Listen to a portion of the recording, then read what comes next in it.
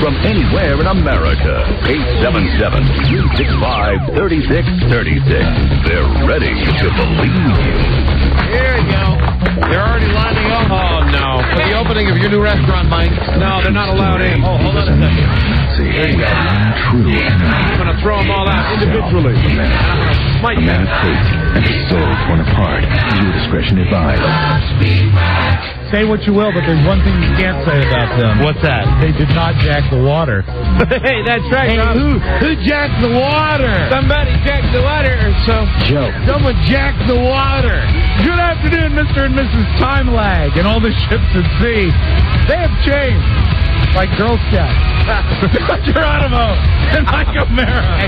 Thank you, Robbie. Thank you for listening, everybody. Don and Mike Show, a new episode on this Tuesday. 30904. Hi, Don and Mike. Buzz Burbank here. Howdy, Buzz. Yeah. March 9er. Here's the phone number from anywhere in America.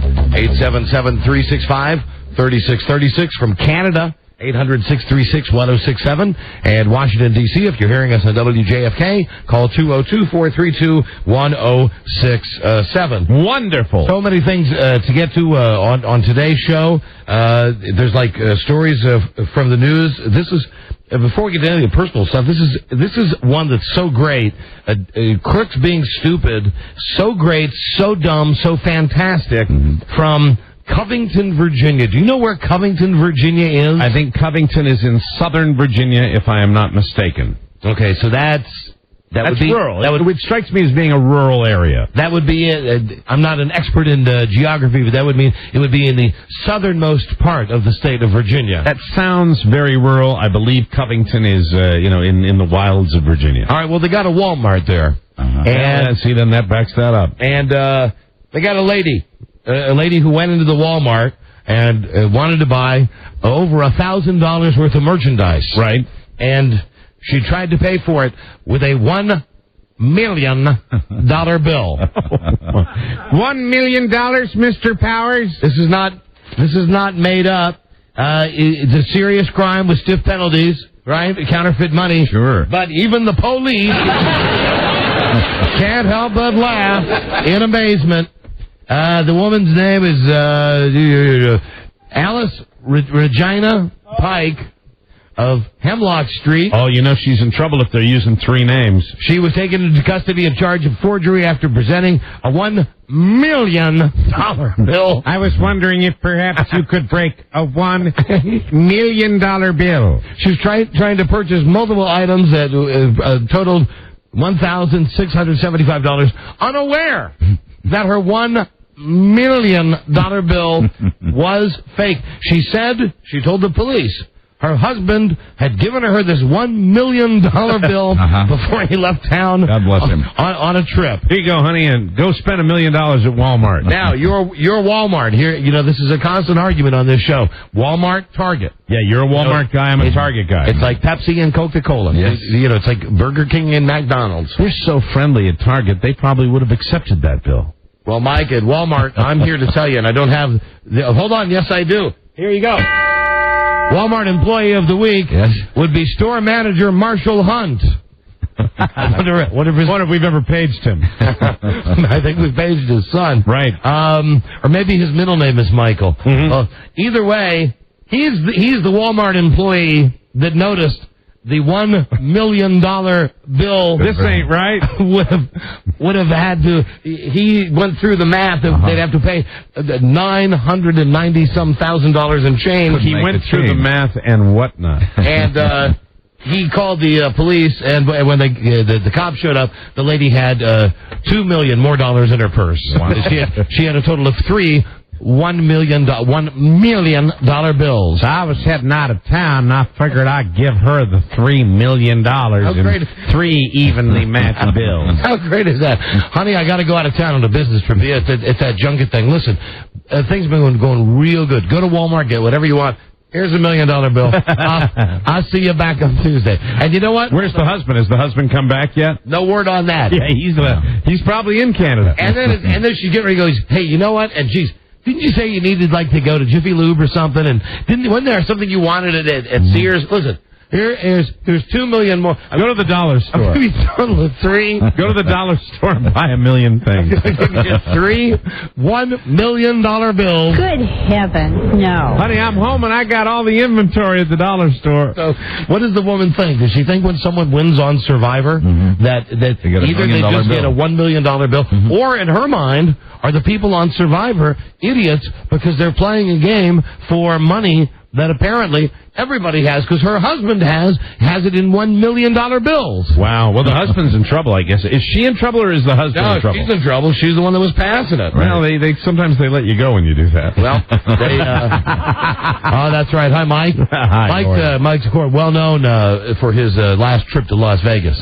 Yeah, I didn't know I had it. $1 million bill. But was she expecting to get $1 million in change?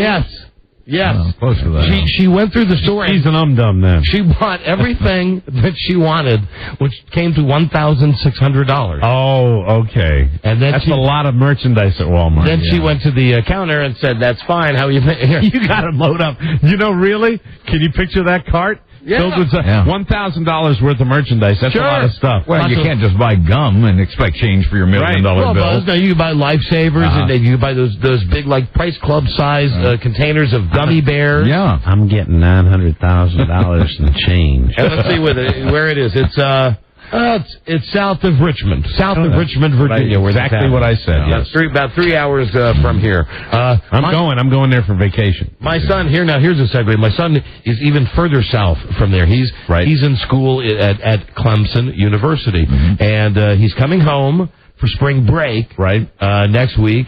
I got a call from him. I'm proud. On one hand, on the other hand, I wonder what he's doing down there. He gets a lot of his behavior from my wife. That's why he's so smart and everything. But there is a part that you have to say it's my gene, and here's the deal. He says to me, "Hey, Dad, guess what happened?" He called me, a bunch of kids in the car, a bunch of friends. Said, there's a contest called Clemson Idol, or whatever this thing is they have at the college, and every dorm has to have somebody perform. A talent competition? Yes, like American Idol, right? Is it all singing?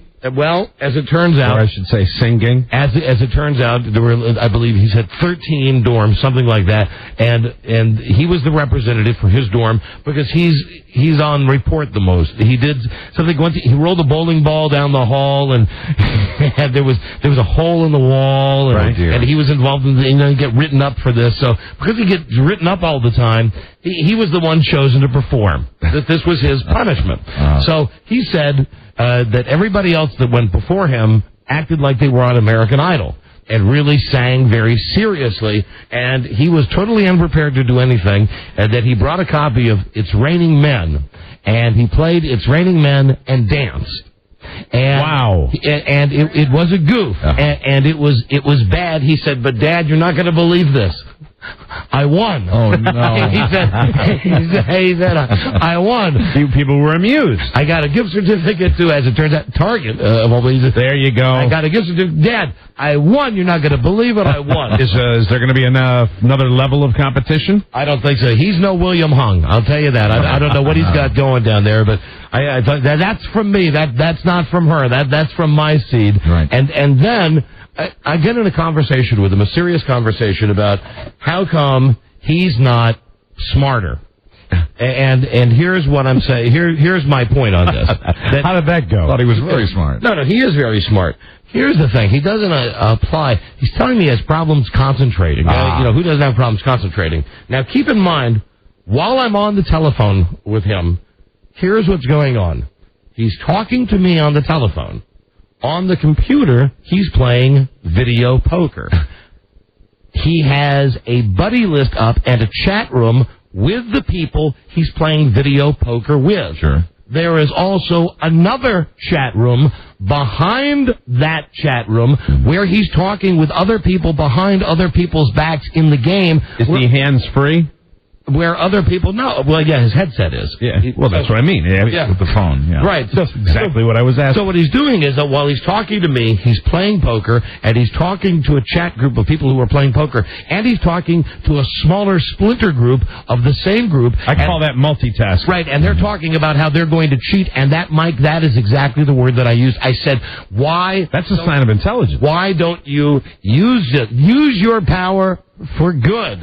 Use your, pretend you were born on Krypton. Use your powers for good. Right. So apply that skill of being able to, spin that many plates to his studies. I said, be smarter. I said, be smarter, because there's not going to be a job out there that wants to hire a guy who can talk on the phone and play video poker and have 3 different IM conversations going, but you can handle all that stuff. Air traffic controller. So that was the end of my discussion after he told me his great news. I see a great future in retail for after him. he told me because if he does retail, you need them all, right? I mean, don't you have a conversation, you're talking to your manager, you're ringing somebody up, you're doing this? But as far as I can tell, this is norm.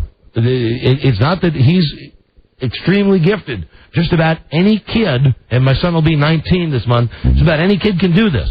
This is where we're so far behind the curve. Right. This is why when I'm on the computer and it still says, Internet buddy Buzz Burbank has sent you a message. Would you like to respond? When that thing goes off, right, I still always go, oh. You panic a little. Like, oh, what do I do? What buzzes on my computer? Don't hurt me. How'd he get here? It's Buzz. So anyway, that's the deal on my son. He's doing great, and he'll be back next week for spring break. And then I got the news from my brother Jimmy that the last-minute jitters seem to have evaporated.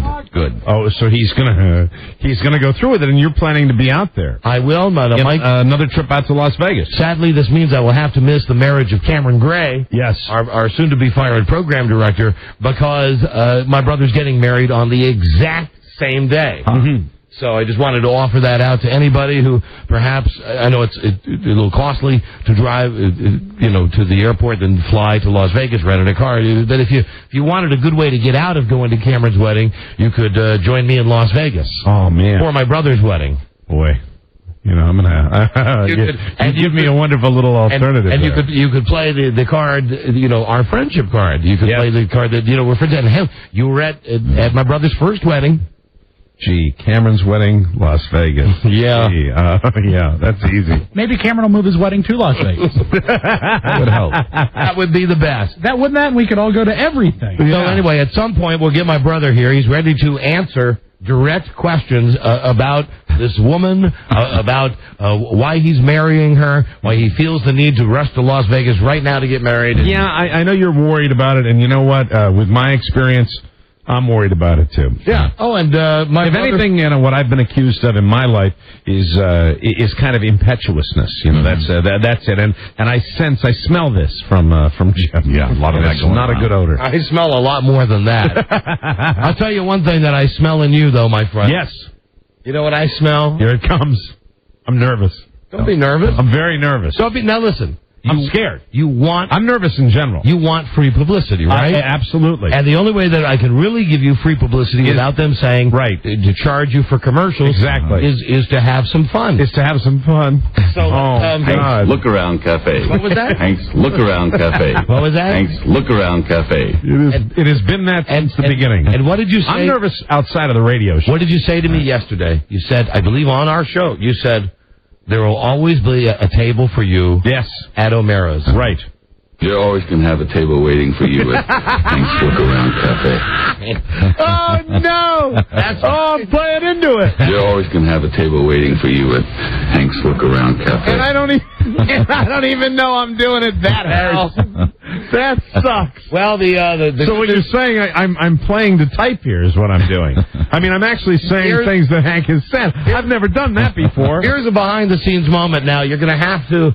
You want to come out and look at my car? You're going to have to change. You're going to have to change. You're going to have to change some of the pretext here where people are talking about Hollywood stuff. This would be, let me just set this up. This is people talking about radio, saying, oh, we're having all these problems with the FCC, but we're talking to our attorneys, and, hey, we got some projects coming up, and then Mike would say... You look tired. Yeah, I just I've been burning the bulb at both ends, that's all. Oh, man, I know what you mean. I'm doing the Fox movie right now. Yeah. Just try opening a restaurant sometime. There you go. Oh, Hank's Look Around Cafe. Hank's Look Around Cafe. Having said all of that, hey now, Mike, would you like? Come on, it's here. I'm nervous. Let's hear it. I Talk about it. I should point out that this place has been open since I got involved with it. Hank's Look Around Cafe. In November. I've been involved with this. But there's something big happening next week. Yes, on St. Patrick's Day. I am putting my name on the fine establishment. Yay. And I feel the same way I would feel with anything you were going to do. Look Around Cafe. I feel, not because, I know you're going to do what you're going to do. I think outside of that, I'm nervous right now. Nervous about the restaurant opening? Well, I just talked to a reporter today, and, that's you're not allowed to in your contract. About the restaurant, I did, yeah. Oh. Yeah, it has nothing to do with anything else. You didn't talk about the FCC, did you? No, I did not talk about the FCC. Just a little heads up to whoever at the FCC who it is who's listening. And Buzz, when will you have that name? It turns out it's going to be another month. It takes like 90 days for them to release the transcripts. Anyway, another one? No, we found out of the 5. Yeah. There's one that doesn't like us. Really? One of their assistants, actually. Yeah. Isn't that nice? Yeah. Yeah. Hey, guess what? FCC, we know you got someone who doesn't like us. Guess what? We're doing a show now that you don't have a problem with. You stink. You really stink. You stink like stink. You stink. You have bad breath. You have VO. You're the FCC. We're on a witch hunt. You're on a witch hunt. Yep. Go look somewhere else, you creeps. Right. You dummies. You stinkers. Well, take your mind off your problems, FCC. Hank's Look Around Cafe. so Get yourself a nice burger. So I guess did I violate some major rule by talking to a reporter about the restaurant? I don't know, but I'll stand behind you, Mike. Thank you, Don. If they want to fire you over that, I'll stand behind you. Thank you. You'll go down with me like I would have gone down with you on many times. We're still brothers in arms here. Sure. That's the way it works. Absolutely. Well, then you will always have a job as a greeter. Oh, You're always going to have a table waiting for you at Hank's Look Around Not necessarily a table, That's but not what you told me yesterday. I said a table. So now listen, let's get down to some brass tacks here. All right. I'm willing to take this as far as you're willing to go. Okay. The name of the establishment is O'Mara's Irish Pub. Hank's Look Around Cafe. And inside, if you deliver it to me as I've already taken one thing you gave me and put it on the wall there. there's a Red Sox clock, right? I will put another thing in there if you provide me that. I will put Look Around Cafe. I told you I've already ordered you the sign from the same company where I got the sign, the Boston Red Sox sign. Then consider it done. There are signs that make restaurant.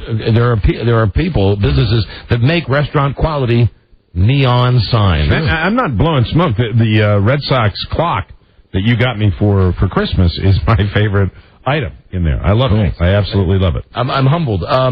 Here we go. That's not going to work, incidentally. What? Flattering you will not work. I know that's just proceed, please. Tell me, Mike, for Yes. today's modern nuclear family, you have mom, dad, right? The babysitter, perhaps, because it's a split marriage, or maybe there's extra kids from other. You like marriages. a nanny, Don? Is that what you're saying? Maybe there's a nanny. Maybe you got a couple of kids, or maybe you're just a young couple like Buzz and Marcia, who frankly don't want anything to do with children. Right. Where does Brady's, O'Mara's Hank's Look Around Cafe. draw the line on children? Yeah, where? When you say draw the line, If someone was to come in Stroller policy? now is it a bar restaurant? Is it a restaurant bar? it's both. But it's very important. What would be a bar restaurant? Is it bar restaurant? Pub and restaurant would be the way the order. I mean, it would be a Okay, pub and restaurant. Now I like a lot of the things that I see in my theme restaurants. Will your waitresses be wearing all of those pins like they do in TGI McGillicuddy's? Unfortunately, no pins are going to be allowed. That's called flair. You don't have the waitresses wearing flair. If somebody wanted to put flair on, a pin Are you here or aware- there, we will not be covered with those hideous pins. Are you aware that? Well, let me simply ask you this, Mr. O'Mara. Yes. Are you, in fact, are you a de facto owner of this? Are you a front man, or are you hands-on involved with Hank's Look-Around Cafe. with the Look Around Cafe? And I'm going somewhere with this line of questioning. I'm not trying to be cryptic here because I was cryptic with your first question, but I would be a little bit of both on that also. I do not run the operation. Thank you, Mr. O'Mara. Thank you. Thank you. Yes, However, next question, please. However, I'd like to elaborate, but I can't. However, it is your Yes name. and no answers. However, it is your name on this pub restaurant. It is indeed. So if I was to go in and have the breakfast special, and it Well, that would be difficult. or the luncheon special. Yes. And it was not the best meal That you've ever had? that I had ever had. And I went to my server, Brad, and I said, Brad, this is not the best meal that I've ever had. Yes. And I know that you're not offering a guarantee like in All American. No, I don't think we could do that. But what is your stance there, Mike? I can give you an example. Hank's Look-Around Cafe. Since you bring that up, there were two examples about 3 weeks ago of individuals whose food did not come out on time. Oh. And I will tell you that both tables, and these were tables for two, total of 4 people. Yes. Their meals calm. Wow. Okay. Yes. So That's very nice. That's how we make that good in there.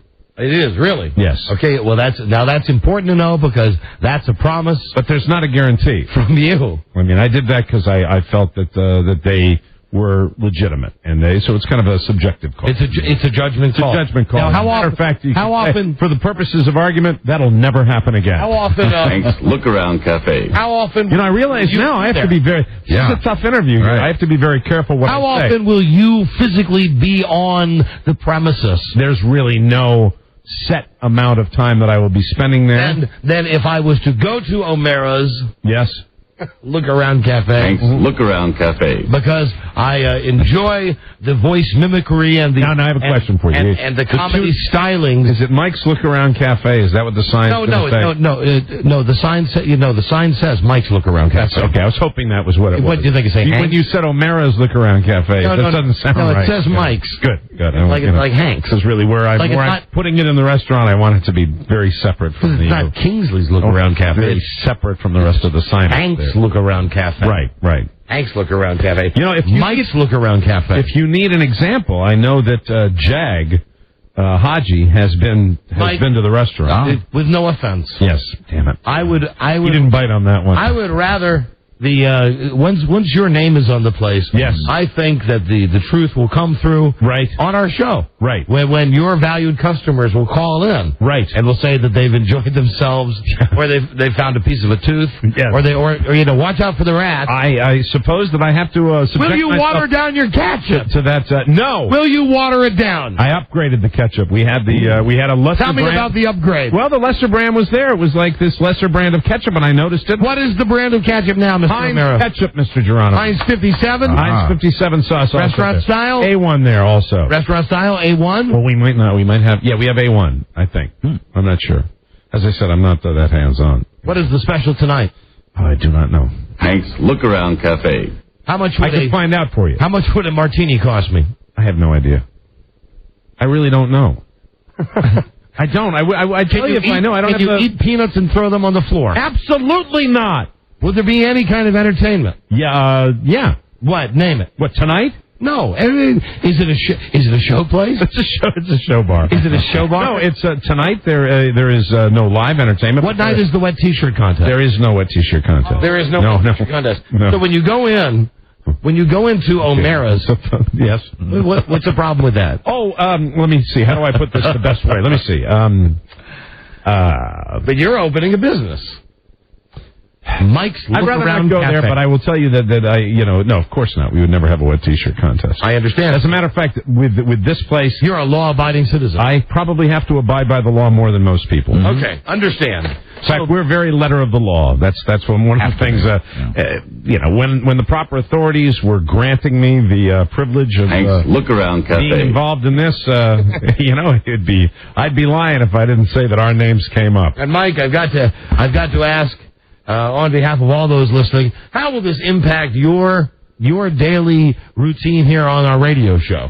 How How will this? I may be 1 or 2 minutes later arriving, and I know that. Is that possible? Is that possible? Because then you would be pulling dangerously close to actual show time. For anybody that has that problem, they would know that I have been involved with this since November anyway, so it has not changed anything. No. It hasn't changed anything, because really, I'm very confident that I have people there that are doing a very good job, but if I can answer you honestly, I don't have any idea what I'm doing. So you have no idea what you're doing? No, I do. How much is a steak? A steak? I don't know. Well, what type of steaks? I don't know. Well, we got filet, and now that I know, we have filet, and we have... Do you have Mad Cow? We have, I hope not. Do you have Mad Cow? What if I came and said, I want Mad Cow? What if I came and said, I think you could order that at the bar. You don't have Mad Cow. I come in... If you have a problem with Mad Cow, we have chicken. I come in to see the funny man. Where's the funny man from the radio? I come in to see him. If I'm there, I'll come over and say hi. Will you? Hey, here's the funny man. Now, do the voice of the guy.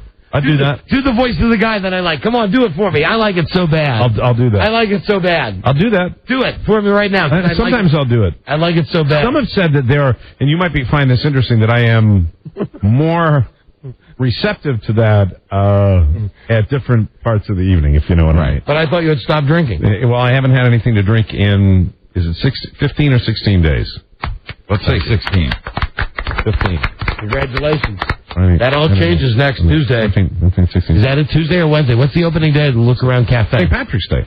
17th. So that's Wednesday. March 17th. That's the day it all ends. But I have done what you just said. I've done that, I think. And why should our listeners... I've done Charlie for somebody in the middle of the restaurant, screaming at the top of my lungs, humiliating myself, but knowing that unlike my other venture, which was a hobby, that this is a venture that I'm trying to... Give me some restaurant background. Be very, very successful. Nurture and grow. So I will... Hank's Look Around Cafe. I will sacrifice my dignity and for the good of the business. So here's the scenario. I'm very serious about making this thing a success. So you come over and I say, I like me to die that retard guy. So you did that. You did the try. And then we go. Right. And everybody at the table goes, oh, thank you, Mike. That was great. Hey, Mike, I really didn't like my bacon cheeseburger tonight. Well, unfortunately, I would have paid for that if you hadn't made me do that impression. So, unfortunately, you're going to have to pay full price, and I'd like you to leave. I'd like you to leave now. Hey, where's the dartboards, man? We took them out. What happened to the dartboards? We took them out because you wanted them, and now I'm damn mad that I did that impression for you. Get out. Be gone. You can go out. Here's the line. You can go out the front door or the back door. It's up to you. What's the square footage of this joint? I don't know. Come on. I don't know. Yeah, oh, come on. I don't. Mike, hold on. Hank's Look Around Cafe. Is it as big as a McDonald's? Yeah. As big as McDonald's? Yeah, bigger. Bigger than McDonald's? Yes. Bigger than the McDonald's that has the outside play area for children? Yep. Wow. Really? I think, yeah. So it's big. It's decent sized. So it's big. I can tell you the capacity. Wait, what's the capacity? 199 people. 199. Wow. 199. 199er. Mm-hmm. And you got to fill that baby every night? Oh, I wish. Be nice, but So what happens? You're doing this off the top of your head, aren't you? This is just what's ever coming into your mind. That's how I always thought I'd do this. I've not prepared anything. Right. Would you say the food is mid-priced or bargain-priced or, shishi? It's mid-priced. Mid-priced. It's good mid-priced food. Good. Mid-price. It has to be because there's your name on it. Hank's Look Around Cafe. I wish I had prices ready to go. I'm really not good at all that stuff. You should have had that. So the sell job is that you can come down and you can see Mike, and Mike does the impressions, and what you walk from table to table? No, Almost I walk almost like in Hollywood. I walk table to table. I greet people. I seat people. A strolling mimic. I bust tables there before. I've taken stuff back to the dishwasher. I haven't cooked any food, and rest assured, I probably won't be doing that. No, that's not true. I did cook food one day. How many nights a week will you be at the Look Around Cafe? On average. Average probably four. I'll be at the place, 4 times. That's not true because I haven't done that since November. I would say safely three nights a week. Is there any night that it's just a lock, a guarantee that you'll be there? No, there's not. Could be any night. Yeah. All right. There you go. Yeah. Okay. I try to get there when I can, and I don't run it. So I mean, But it's your name on it, though. It's my name on it, and I care. Thanks. Look Around Cafe. Quality is job one. Quality is job one. Absolutely. Very excited about it. How do you feel about botulism? What's your take on botulism? I'm anti-botulism. Are you going to have the sign saying employees must wash hands? Yeah. How do you enforce that, Mike? We police the employees. How do you do that? We have security cameras staring at them 24/7. What if I see, not that this would happen in the Look Around Cafe, but my waiter or waitress, and I notice something under their fingernail? No, immediate termination. Immediate termination? Absolutely. You go in there. And is my meal comped? Your meal would be comped, yes. Really? So if Your meal. my meal, Yeah. you mean my wife's meal would not be comped, even though her plate was touched by the same filthy hand? Or I would comp your wife's meal, but not yours. One or the other. But the individual would, if you right to a nail clipper and a complete, manicure rehabilitation program. And you do all the voices that I want? No, for you? No, not for me, your buddy. For me, and anybody I know where out you're there going with listening this, and I will not fall into your trap. I will, No, here's the thing. In fact, I would say I'm not really down on doing the funny voices at the table. You know what I mean? But I like to say hi to everybody. So I get it. You're going to be like Michael Jordan, okay? Are you saying it's going to be like you go to Michael Jordan's restaurant and you walk in and there's Michael Jordan's basketball, Michael Jordan's jersey, right? But Michael Jordan's never really there. No, I'm going to be there a lot. No, I'm there a lot. Thanks. Look Around Cafe. No, I am there a lot. I came from there today. Came from there. I came from there. I'll be stopping there tonight. So in an average day, keeping in mind that you spend 4 and a half hours here a day, right? How much do you spend more time? You have to be. You spend more time now at the restaurant than at the radio show. Close. Not necessarily. Will that change? Will that change when you have to be the host of the most? No. It will not? No, well, then how can you keep your promise? What do you mean? To be there 3 to 4 nights a week. Well, I am there 3 to 4 nights a week, but I'm not there, all 8-9 hours. But I mean, there were times during this that that the total outlay, I've doubled the time that I spend here. Free range chicken? No, Don, I'm sorry. Would you like me to consider that on the menu? I'm just wondering. When I order a burger, does it come with onion? I think it does come with onion. Yeah. There are different kinds. I don't like onion though. You can order it without one. Well, why do I have to order it without though? Well, I mean, I think that when the server says to you, "You're enjoying this, aren't you?" When the server says to you, "What would you like on your burger?" I say the onion would be. So it's up to me to say I don't want onion. I think it's on the menu what's on the burger, and you can say without onion. Is there a choice of cheese? Yes. What do you offer? We offer Swiss, cheddar, American. Can you substitute side dishes? Yes. Okay. Is it family style? What? Is it family style?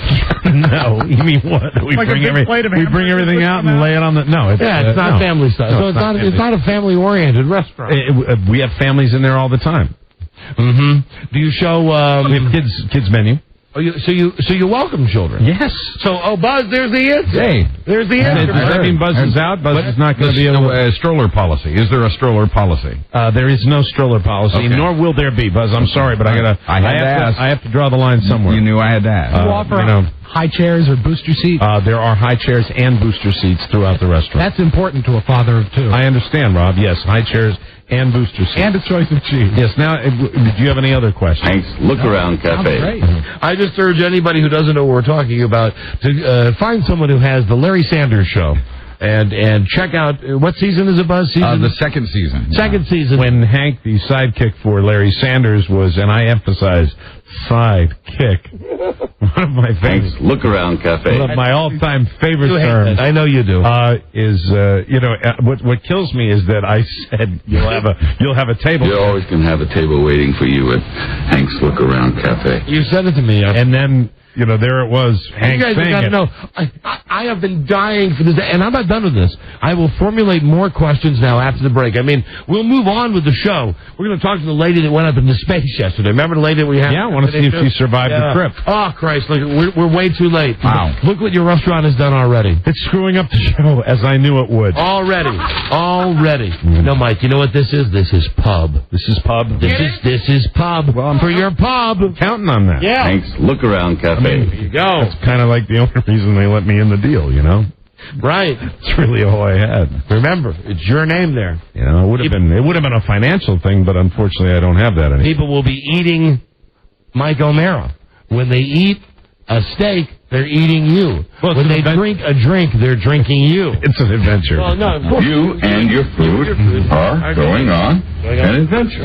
And what's the I will also let you know that the reporter from the local newspaper that I talked to today, based on, there was another time about the band when I don't think your name was even mentioned. Yes.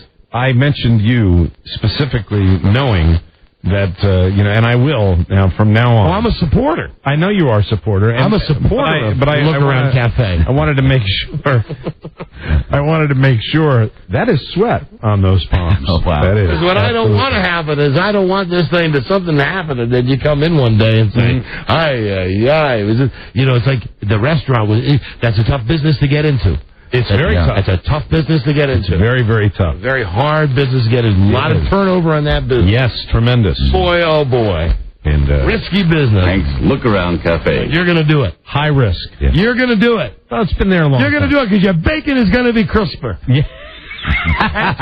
Right on. And you're going to water your drinks just a little less than the other guys. Damn right I am. That's right. And if you want Mike to do an impression, he'll come over. I will. Listen, book your kids' birthday parties at O'Mara's because Mike will come out and do the show for the entire group. Wow. And he's got a pony. Hank's Look Around Cafe. We do have private parties. We got a break. We'll be right back. This is the Don and Mike Show. You're doing a great job, and it's fun to have you here. What are you going to do this weekend? Well, this week, after last weekend, I don't know if I have any energy left. Last weekend was one of the... but that's not the question. What are you going to do this weekend? Well, this weekend, I really don't have any plans, Hank. You don't have any plans? No, sir. Well, I have an idea. Listen, let me be the first to invite you to the official grand opening of Hank's Look Around Cafe Friday night. Look at that. Hank Kingsley proprietor. Can you see this? It's really Hank. Looking right restaurant. Am I right? It's the one with the spinning floor there. Right. I've always been one to say, at least for my money, that nothing really aids digestion quite like centrifugal force. Friday night. My first guest tonight. 336 Melrose. Go ahead. The Don and Mike Show. What's up, Don? How you doing? The Don and Mike Show. Listen, before we quiz Mike a little bit more about his restaurant, and where is it now exactly? I'm not giving a street address after that. No way. Why? Because. Hank's Look Around Cafe. Come on, this is your chance for free publicity. It's in Old Town Manassas. Is there an address? Yes. What is it? I don't know. Oh, come on, you know what the address is. It's on Center Street in Old Town Manassas. Center Street in Old Town Manassas. You're going to thank me for this later. I thank you for it now. This is. I appreciate you talking about This is something when Mike told me about this 6 or 7 months ago. I thought, appreciate it. It makes me feel. You know what it makes me feel like when you talk about it? What? It makes me feel like Hercules. I feel like Hercules. Because I killed my wife, and I will kill you. I am Hercules. It's the funniest thing because it's. The thing you should tell the behind the scene thing. Okay. That you've called me Hank for a million years. Yeah, ever since the Larry Sanders show. It's not. It's certainly not representative of the way I feel about you all the time. But it's... Oh, come on. But some of the time, and I think I am Hank-like some of the time. You are sometimes. I'm very much Hank-like. Sometimes you are. We love that when about I have you, though. fights with different people on the staff, I think I can be Hank-like. And a lot of times I've even said to Frida. And I know I'm Hank-like. I'll get home and she'll say, what was new at work? And I'll say, oh, Rob said this or blah, blah, blah. Oh, and Hank was telling me about the restaurant. She'll say, you call him Hank. She said, how would you like if he called you Larry? I said, I don't care. She said to me, and you would be like Larry. She said, oh, because you think Larry's okay. I said, oh yeah, Larry's okay. Larry's nuts. Neurotic. Larry is nuts and neurotic. But wouldn't you agree that there's a little of Larry in you and there's a little of Hank in me? Absolutely. I think it's weird. It's too funny. There are times that life imitates art. It does, but it really I think it bugs me a little bit, because it just sometimes I think when I hear some of those Hank clips, it's Hank's Look Around Cafe. It's disturbing. It's highly disturbing. Yeah. Listen, it's funny. It is funny. It's funny. I've been dying for 6 months. I've been saying to Mike behind the scenes, how's it going on the cafe, the Look Around Cafe? And they said, don't know about opening in March 17th. Doesn't know. They said everything's okay. But now we're open. It's just we're changing the name. Right. We weren't sure whether we were going to do that. O'Mara's. Yes. That's it. That's cool. That's it. So, let me see. Oh, you offered bottled water? Because, I'm worried about lead in my water. I don't think we do. How many brands of vodka do you have? Lots. Tons. How many heads are there? Heads? Bathrooms? 2. I mean, there are 2 in the ladies' room and 2 in the men's room. Is there a good sit-down? That's the last piece of the puzzle. You brought that up. Oh, I'm real sorry. I got to be honest with you. It's a part of my It's a part of my restaurant bar experience. I have 3 brand new sit downs. Is there a sink? I have there's only if one. I'm in a tight spot, is there a sink? Yes, there's a sink. There's one brand new. I misspoke. It's 2 in the ladies' room, 1 in the men's room with a stand up. So you do have one. I have 2 sit downs in the ladies' room and 1 sit down and 1 stand up in the men's room. There you go. And the thing that I don't have yet, and that I don't think we're going to have will be the new partitions, a la the ones we got here, which is kind of bumming me out. That's one. Oh, so you mean like if you're sitting? So if I was sitting on the toilet, I have no privacy? Yeah, we've got one in there. They're not the new ones. No, but I mean, if someone was... Oh, my God, yes, you've got partitions in there. Okay. They're old, and we're getting new ones. I thought you were saying they were like... No, you'd be sitting... An empty room? Like a prison cell? Yeah, an empty room that has a toilet in one corner and a urinal in another. No, and the ladies' room has 2 new sit-downs and a new sink. 2 new sinks. Nice. And it's got, but the partitions are old and need to be replaced, and that's what we're waiting for. And that has been the hardest thing to get done. What's up with your stool? The stools that we have in there? Stools, yes. Brand new. Brand new stools? Yes. Nice. Brand new chairs. Brand new chairs. Brand new tables. Brand new tables. Brand new carpeting, brand new tile. And this was because... Brand new television. This was because all of these changes were because... Where are you going? Well, I'm wondering, was there some agency that came into the prior management and said, like one of those? What was that restaurant downtown? The Big Wong? No, they were constantly closing down. No, so this is not the case at O'Mara's Look Around. Mike's Look Around Cafe. This was a spruce up. Hank's Look Around Cafe. This was a spruce up. Okay, well, good, outstanding. But I'm not happy with the partitions in the bathroom. I wanted those. What else are you not happy about? 7 days before opening. Not a question not happy. It's a question of things I'm going to fix. What do you have to fix? I got to put the TVs that I have. I have to lower them. They are right now sitting too high, and I want to bring them all down to now. Why are you doing this? What? Why is Hank doing this? What do you mean Hank doing it? Well, I mean, or Hank or Mike. Yeah. Whichever name I'm using here. Well, I mean, like doing it myself? I'm not doing it myself. So you're not doing it yourself? No, I mean, we're gonna all do it. You're gonna order. I was gonna say, even Hank ordered somebody to do that. Well, but I've done a little stuff in there. So do you have not a lot though? Not a lot of man. I like you. Not exactly thrilled with manual labor. Do you have a restaurant team together? Yes. And your chef? Brand new. Chef and his background? Culinary Institute of America. I've heard of it. I've not. Have you now? I've not heard of it. It's in Poughkeepsie, New York. Really? What's his specialty? His specialty? He's good. He's good at everything. Do you serve shake and bake? No. You do not serve shake and bake. I still need a good ice sculptor. No. Well, this is just, like I said, it's funny, and I'll get over it now because it's art imitating life, and it's life imitating art. And I am nervous. Yeah, I know. As anybody would Look be. around cafe. And that's why I don't want to put any pressure on you, but I want you to know that next week for your grand opening, all of your friends, we will all be there. Good. We will all be there. All of Patrick's Day night. us. All of us will be there with our wives. Yep. We'll Good. all come to support you. Good. And Rob is going to bring Julia and Robert because it's a family-friendly environment. I know that you'll that love particular night. Well, Mike, it's St. Patrick's Day. Yeah. St. Patrick's Day. It's going to be very busy. There you go. I'll get a sitter. You tell the kids. I'll get a You tell the kids. Uncle Mike said they can't come this time. They come for for earlier in the evening for dinner. Early in the evening. We kind of switch over at about 10 o'clock at night. We go from being that dinner venue to an entertainment. An adult. No, not adult. Not adult in the way you're saying it. Yeah. Grown up. I not adult entertainment or anything like that. Is there There's just live music kicks up and after 10 at night? It gets a little. Is there a back room? There is not a back room. There is not. Well, I mean, technically there is a back room. Okay, Yeah. so there is a back room. Thanks. Look around cafe. You're There is gonna a take back it, room. twist that around. Well, there's an office. Okay, an office, right. Does it have a desk? Yes, it does. That's a done deal. That's an office. That's a done deal. That's the back room. There you go. You know what that is, Mike? Actually, it's got 3 back rooms. You know what that is? Oh, my God. Then you're going to need a manager. Because you know what that is? That is unreported cash in your pocket every month. I wish. Every month. Right. Nice front that you're running a restaurant. In the back, you got some action happening back there. Next thing you know, you got... What do you mean, like a dice game and stuff like that? Yeah, well, no. hookers. There's really not that much dice. room. It's a smaller back room than you might think. Well, you don't need a lot of room for a hooker and for dice. This is not true. a lot of room. This is And then true. imagine that you're partying back there and you just say, hey, boom, boom, boom, another one of those bacon cheeseburgers right now. And then you're back there and you say, oh, and yeah, and also tell Mike to come back and do Jack Nicholson for me.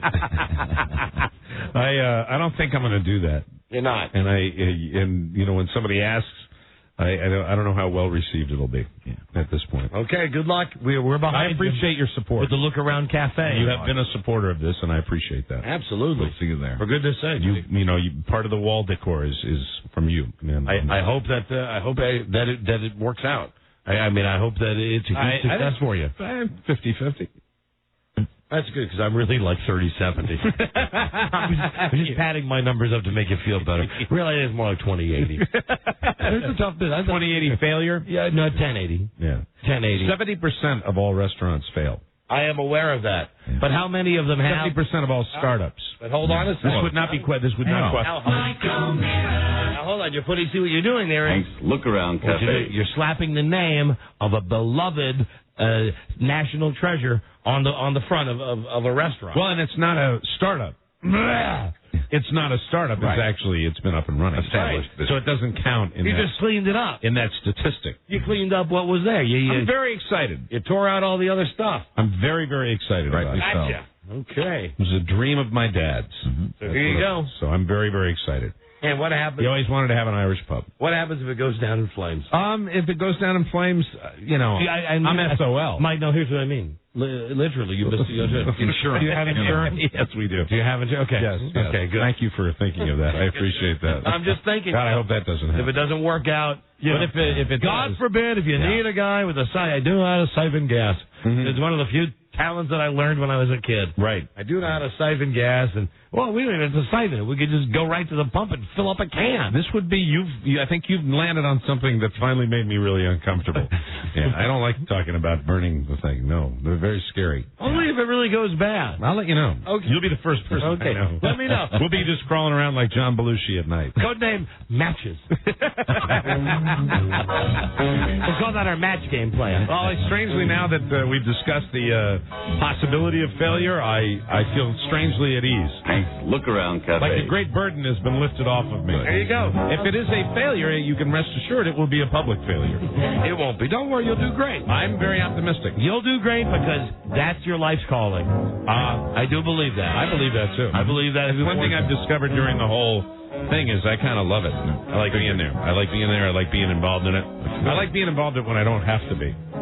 That's the only thing that might disturb me. You know, somewhere down the road when you're off on a cruise ship sailing the world or something, and I'm there with an apron on. Yeah. You know, in a tank top. You know, back there. Maybe I won't like it when I have to be there. Yeah. Come on, But I still dig it. I like it during the day. I like it at night. I like it all the time. Hank's Look Around Cafe. You know, I mean, seriously, you know one thing about me. Where is one of my favorite places to be?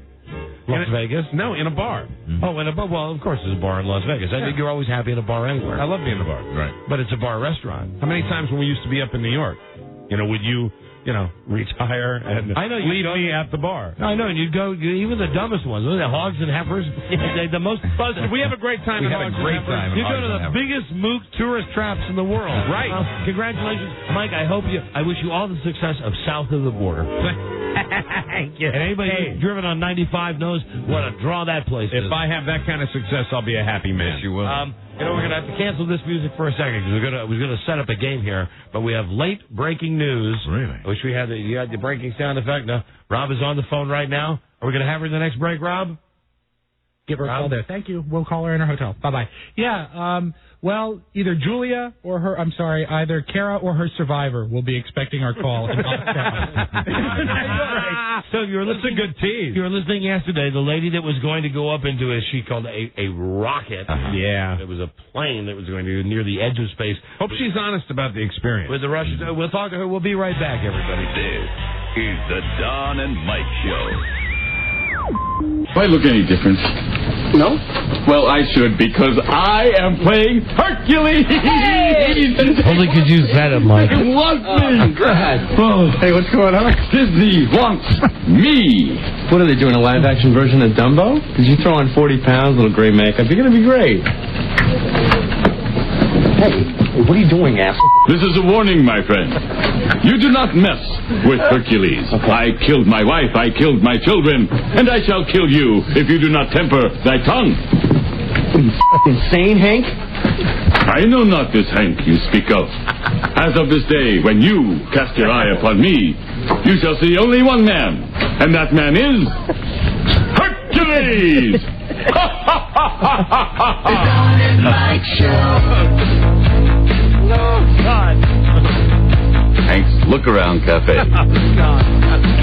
Hey, now. Bow to their capricious whims. Don Geronimo and Mike O'Mara. All right, it's time to play Is She Alive or Not? The lady was on the show yesterday. Her name is Kara Sutton. She won a contest to go into space, but as we talked to her yesterday, we found out that space was really just an airplane ride. Mm-hmm. She's in Russia. Yeah, Rob, you got the number? Give me. Oh, here it is. Right. She's in Moskva. Is that line okay? Okay. 011. She was going to get on a MiG and fly to 85,000 feet. That's right. The edge of the atmosphere. Mm-hmm. So let's hear this crazy Russian ring on the telephone. Then Rob will ask for her room, and we'll find out either if she's there or if, in fact, we have to send flowers. Oh, my God. Woman in space, Kara Sutton. Space woman. Did she survive in the Russian... Hold on, is she there? It's ringing. It's ringing. It's very late. Remember, we had her on the show yesterday. It was after midnight in Moscow, and the liftoff was something like 7 or 8 hours away. Rob's got her. I think we're going to have her on in a moment. You got her? Okay, come on, Rob. For God's sakes. Just making nice. I know you're making nice. Hi, Kara. It's Rob. How have you been? We're here doing the show, and you're like, how are you? Hello, Carrie. Carrie, are you there? Kara? Kara? Yes, okay, I'm here. Kara, Hi. You're alive! You survived! You're alive! Your enthusiasm is noted. Thanks. So. Oh, man, I'm so glad you made it back to Earth. What was it like going... first off, Kara, did you really go into space? You get up there, you can see the way the Earth curves. It's really dark. It really was dark? Yeah. Wow. The Earth is brighter. I don't know. It seems like it's lit on the inside from up there. Now, was it like if you were up in an airplane? You were in an airplane. I mean, was it like being in a commercial airplane, or was it like one of those pictures where Earth is just a little dot far away. I mean, it wasn't like that, right? No, the Earth wasn't quite a little dot, but it was more like, it was definitely not like a commercial airplane. Not at all. Did you throw up? No, I did not throw up. Now, is the majority of the time you spend in the aircraft doing the climb, getting to 85,000 feet, or do they get up there in relatively short order? Most of it is spent in the climb, but you get to go Mach 2.4. Wow. So, now, what is the G-force? That thing that makes your jaws stick out? That makes your lips flap. Right. We maxed at about 3. At about 3. And when you come back down, do you come down quicker? I can't. Honestly, my sense of time about the whole thing is a little screwed up. How would you rate the experience on a scale of 1 to 10? It's not even a rateable experience. It's just beyond. I mean, I've been trying to put how the experience is into words, and I'm not being very successful at it. Is it better than anything you've ever had to drink or smoke or ingest? Absolutely. Is it better than any high that you received you can stop there, yes. Having relations? Is it better? It's different. It's I don't know. I took some really great pictures. If you want to see what it was like, the group that sponsored the contest that I won has them on their website. It's travelersadvantage.com. What was the single element of all this that was the most mind-blowing out of the whole thing? You're climbing to get up there, and then the plane kind of levels off, and the engines aren't working quite as hard, so it gets kind of quiet. The canopy over you is completely glass, so I've never seen that much sky around me, even from any airplane. Did you bond? Did you bond with your captain? You're so tightly strapped to the chair. I mean, it's the ejection seat, so I guess if you need to eject, you want to be tightly strapped to it. Was the captain tightly strapped? The captain's name was Alex. He's been a pilot for 15 years. We have a captain here. Totally comfortable. We have a captain here named Alan, and he's tightly strapped. So now, will you tell your friends, Kara, that you've been in space? Do you consider yourself to be an astronaut? I wouldn't say that. I'm sticking with the story that I went to the edge and I peeked over. Now, what the deal is, you say you're surrounded by blackness. You go to 85,000 feet. This is the edge of the atmosphere.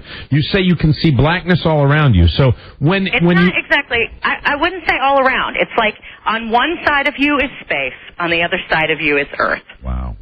Yeah. Wow. So you can actually look out, and instead of seeing like blue, you see stars and black. Black. You don't see stars because the Earth is too bright. But do you see black? It's black. As you get higher, the sky gets bluer and bluer and bluer. Okay. And then all of a sudden, it's black. So that's very cool. So when you were up there, once you got to the cruising altitude, what did you do? I mean, did they say, we're going to turn off the seatbelt light if you got to go to the bathroom? Did you get anything to eat? Yes, you'd like to move around the cabin. Yes. No, it's not. I don't know if you've ever been inside a fighter jet. There's not really a lot of room really to inhale, let alone move around much. See, that's where you put the best possible explanation on this. For anyone who's listening, fighter jet, everybody can picture that, right? Like a fighter jet going as high as it possibly can go. When they with a big red star on the back. When they prepped you for your ejector seat training. When they were giving you your instructions, what was the most frightening element of that? Because there had to be something they said. I was expecting a little more formalized ejector seat training. Right. Alex, my pilot, he says, "Well, if you hear me say prepare for ejection, he says, make sure your head's back. I'll pull the lever, and after that, everything will be fine." Wow. That was his explanation. After that, everything will be fine. Yeah, as you're floating in space. And that's a very dangerous, obviously, ejecting from an airplane. That's how a lot of pilots lose their lives. This guy, Alex, is he American or Rusky? He's Russian. Was he young man, older man? Problem right there. 36. I know she made it back, Buzz, but she beat the odds. Yeah. She beat the odds. Oh, it ain't so. No, it is so. Listen, you mean to tell me you would feel more comfortable with an American flying that thing? Come on, you can say it now. You made it with the Russian. We talked about it, and I mean, I'm not sure it's a level of comfort. No matter, I think the experience is the experience. How many miles high did you go? I can't put.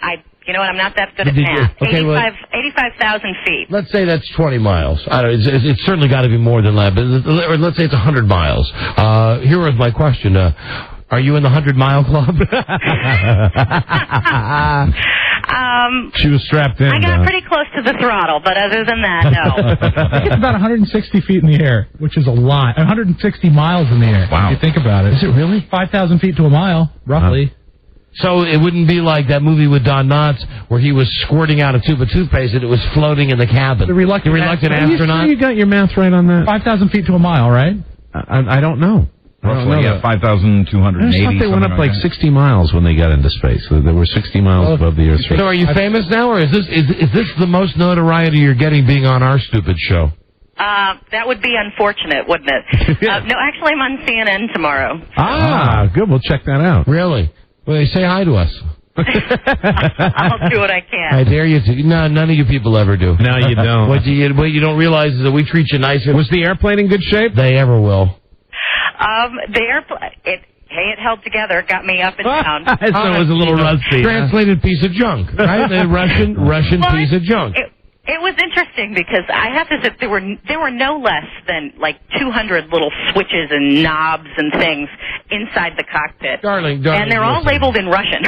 Yeah, darling, I come from a point of reference here. I've seen the movie Armageddon. I'm aware what's happening with the Russian space station up there. When our guys got up there, when Bruce Willis and the oil rill riggers got up there into space, they found out how backwards all of the Russian stuff was. Well, she's probably having to be careful here because I still believe that the Cold War has lingering effects, and who knows whether Kara's conversation is being monitored or not. When did the KGB? My mother has never been able to control anything that came out of my mouth. I doubt the communists could either. When did the KGB first contact you?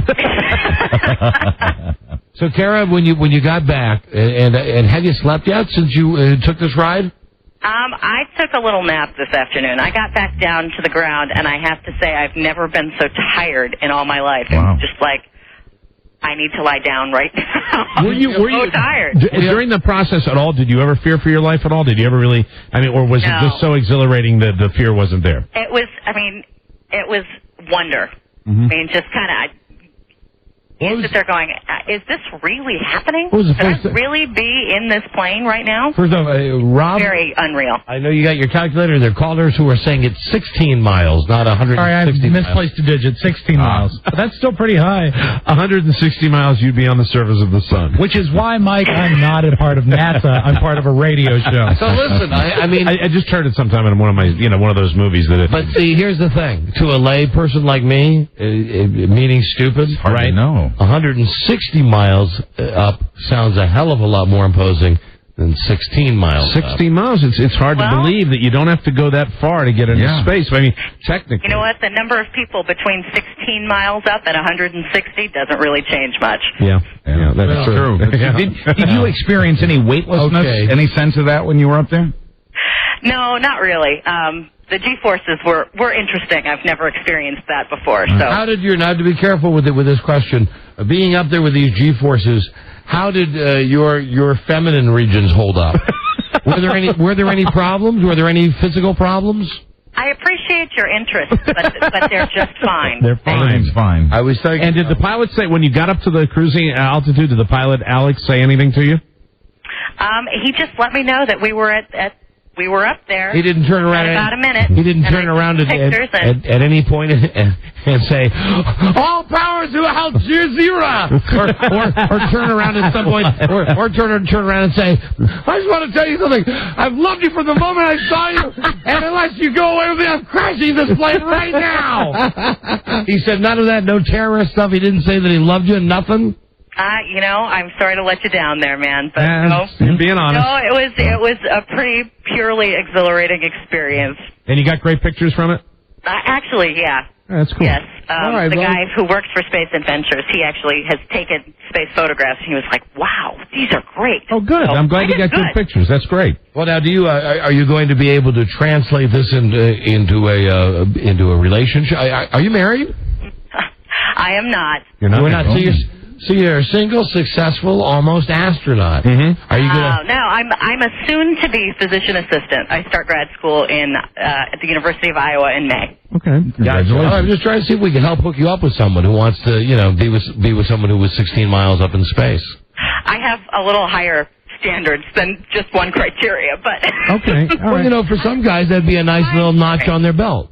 For some guys, you say, okay, I've been with a cocktail waitress, I've been with a steward. Yeah, and you could embellish and say I've dated an astronaut. Right. You'd say, NASA. I was with a girl who went up there. She was Russian space program. Do you have a desire to do this again, Kara? I mean, do you want another experience similar to that? Like, if within our lifetime they actually make it accessible to go up into space for average people, would you do it again? that would be tempting. I'm not sure I would do the same thing again. Because of the Russians? No, it's not because of the Russians. Russians have been very, very kind to me. Have you been have you been down to Orlando's Universal theme park? I have not. You have not? I have not. I went to Red Square yesterday, though. That was pretty good. I have not been to Russia, nor have I been in space. However, I would tell you... You went to space camp. Yeah, I did. But the Incredible Hulk roller coaster ride is the most incredible amusement park ride ever. Really? I was going to ask you if you'd ever ridden it, if going into space was better than the Hulk ride, because I can't imagine it would be.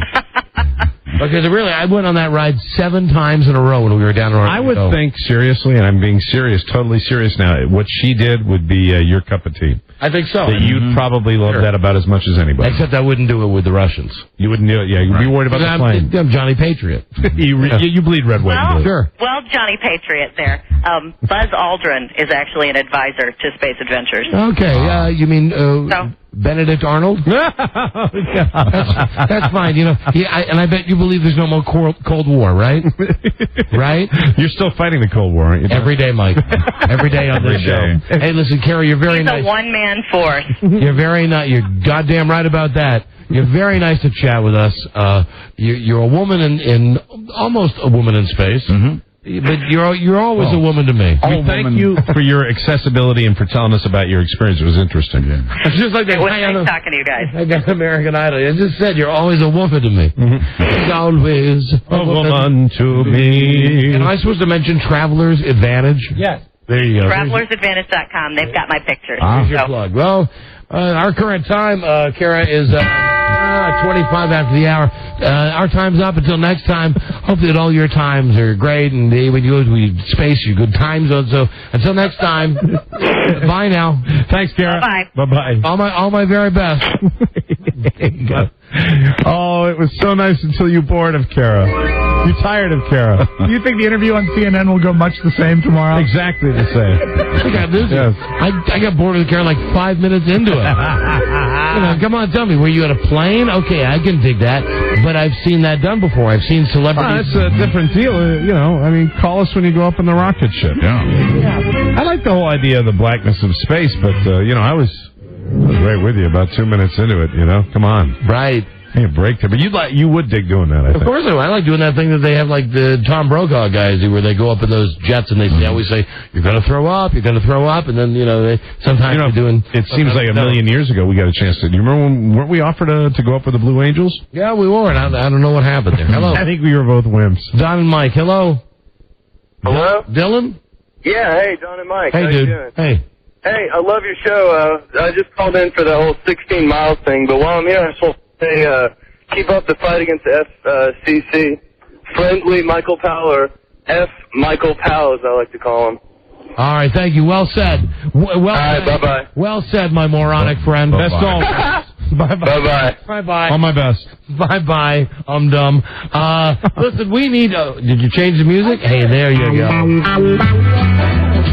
Anybody identify what this music means? It means we're going to play a game. No. It means we're going to have a phone scan. No. I'm out. Buzz? No, I recognize the music, but I don't... I know what it means. What is it? It's Joe Artinger's music. That's Joe's right. theme. The Joe Show. Joe. How could I forget that? I don't know. And today it's a side of Joe that I think you've only seen before on the show occasionally. Man, I'm so embarrassed. I was 16 miles in space. Joe. Joe. Joe will have the Joe Ardinger interview when we come up. This is where we sit back and we let Joe take over a segment. We have a caller, something that we think is right in Joe's wheelhouse. Yeah, and Joe's having a real slow day today, so it should be a great interview. And this segment, incidentally, brought to you... Thanks. Look Around Cafe. We'll be right back. This is the Don and Mike Show. If I may, I'd like to share a few off-the-cuff remarks about my favorite wireless company, Singular Wireless. Singular is my favorite, too. I love Singular, because only Singular has rollover. Rollover? Don't get me started on rollover. I love rollover. And why shouldn't you? Rollover lets you roll over your unused anytime minutes from month to month for up to a year. It will make your day. Remember, that's Singular with a C-I-N-G-U-L-A-R. That's correct, Wireless Breath. You can check it out at www.singular.com. I should also mention that the Motorola V400 color screen camera phone is only $99.99 after a $100 mail-in rebate and a 2-year service agreement. Wow, and you never pay roaming or long distance. 1 or 2 year contract required. So why not wait? No, why wait? Oh, why wait? Why wait? Do what other people have done. Go to Singular One. Visit them online. www.singular.com for phones and features and a location. Sorry about that. Near you. This is the Don and Mike Show.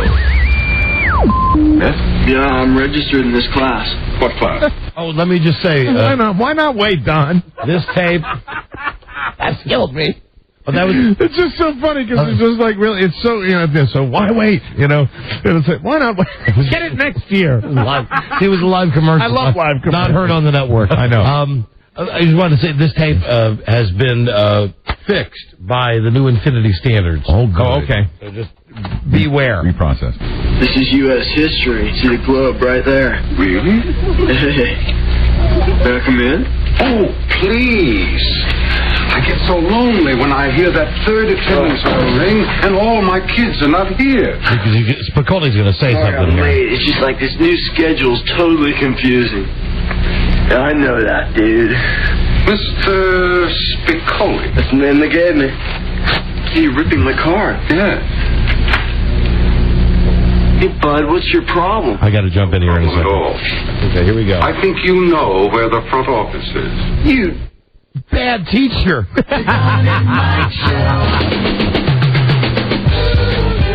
Yes, company. Get out of here, Curtis. I don't hear you unless you knock. You can call Don and Mike anytime from anywhere in America. 877-365-3636. They're ready to go. On dope? National Treasures. Hi. Don and Mike. And now we can say, that guy that we've been playing for a million years, Academy Award winner Sean Penn. Yeah. Right, yeah. Spicoli. Nice Spicoli. Spicoli got the Oscar this year. Here's our Spicoli. And folks, welcome to another edition of The Joe Show. This is where we get an interview, something that Mike and I don't maybe see the angle with, and we throw it over to Joe in Joe's wheelhouse. Joe, what is the topic of discussion on today's edition of The Joe Show? On The Joe Show today, we'll be discussing colorization, not a black and white, where Reefer Madness is concerned. Wait, why don't you start again? Let me ask you again. What's the topic of today's Joe Show? Well, Don, it's about the colorization of that famous movie Reefer Madness. Colorization? Yes. Try saying it. Colorization. Colorization Of the movie Reefer Madness. And who's your guest today, Joe? Barry Sandrew. Like Andrew with an S. Barry Sandrew. And would you like Buzz to give you the big time intro? Oh, I'd be honored. All right, Buzz, go ahead. Live from the Westwood One Radio Network, it's The Joe Show. Now, here's Joe. Joe. Good afternoon, everybody. My name is Joe Ardinger. Welcome to The Joe Show, and my guest today is Barry Sandrew. Is Barry on the line? Yes, I am. I'm here. Hi, Barry. How you doing? Fine. Now, I'm reading a wireless/news press that you are colorizing the classic dope movie Reefer Madness. Well, it's already colorized, and it's going to be released by Fox April 20th. By Fox? 4/20. That's a Rupert Murdoch company, isn't it? That's right. All right. Well, what was your inspiration behind colorizing this famous black and white movie? When did it originally come out? 1938. Okay. So obviously they didn't have color. Well, Hitler had color film back then, maybe, but not the general public. What? Well, this was actually produced by a religious group that wanted to scare parents about the dangers of this devil weed. That's right. And it really didn't do too well. But then this. Right, Joe. This is where you got to jump in. This guy is killing you here. Oh, okay. Well, anyway, so how did it come to you to decide to colorize this movie? We wanted to make a lot of money. Okay. Our microphones are off now, Mike. Actually, it's one of the highest grossing. When you said you were a kid, he was killing you. But how did you get the rights for the movie? We don't need the rights. It's public domain. Oh, is it really? Yeah. Are there any plans in the future to colorize It's Wonderful Being a Girl? One more time? Are there any plans to colorize a movie called It's Wonderful Being a Girl? You know, it's a classic black and white film for school education. Some of your pod questions. I don't even know that one. Ask him if he takes pot. I know that one. No, there is no plans. If he thinks there is reefer madness. What we're doing is finding evergreens. Well, now as I'm looking at the press release, it says you're going to have different colors of smoke for each character each time they take a hit off their marijuana cigarettes. Well, everybody's high is different. At least we assume that. And so whatever somebody's... What are some of the colors you're going to be coloring the smoke with? Well, as I said, this is all done. Should I be allowed to proceed with my gay marriage? They're already colored, but when one person is getting stoned with another person, the two... Tell them that colored is not a term. I was going to say, isn't colored not a politically correct description? Thing to say. It says here in the press release, different hues. Ask him if he's Atkins friendly. Are you Atkins friendly? We can use hues, we can use color, you can call it anything you want. Are you Atkins friendly? Now, how do you figure that pot smokers will burn through their savings to own this new Reefer Madness? I have the old Reefer Madness. I don't need any changes to it. Oh, yes, you do. Let me tell you what's on this DVD. First of all, it's probably one of the funniest DVDs. Ask him if he thinks Martha Stewart is guilty or innocent. Ask him right now. Do you think Martha Stewart is guilty or innocent right now? I meant for you to ask him right now. I don't know. I have no idea. It's not a black and white issue. We got another question. I'm sorry.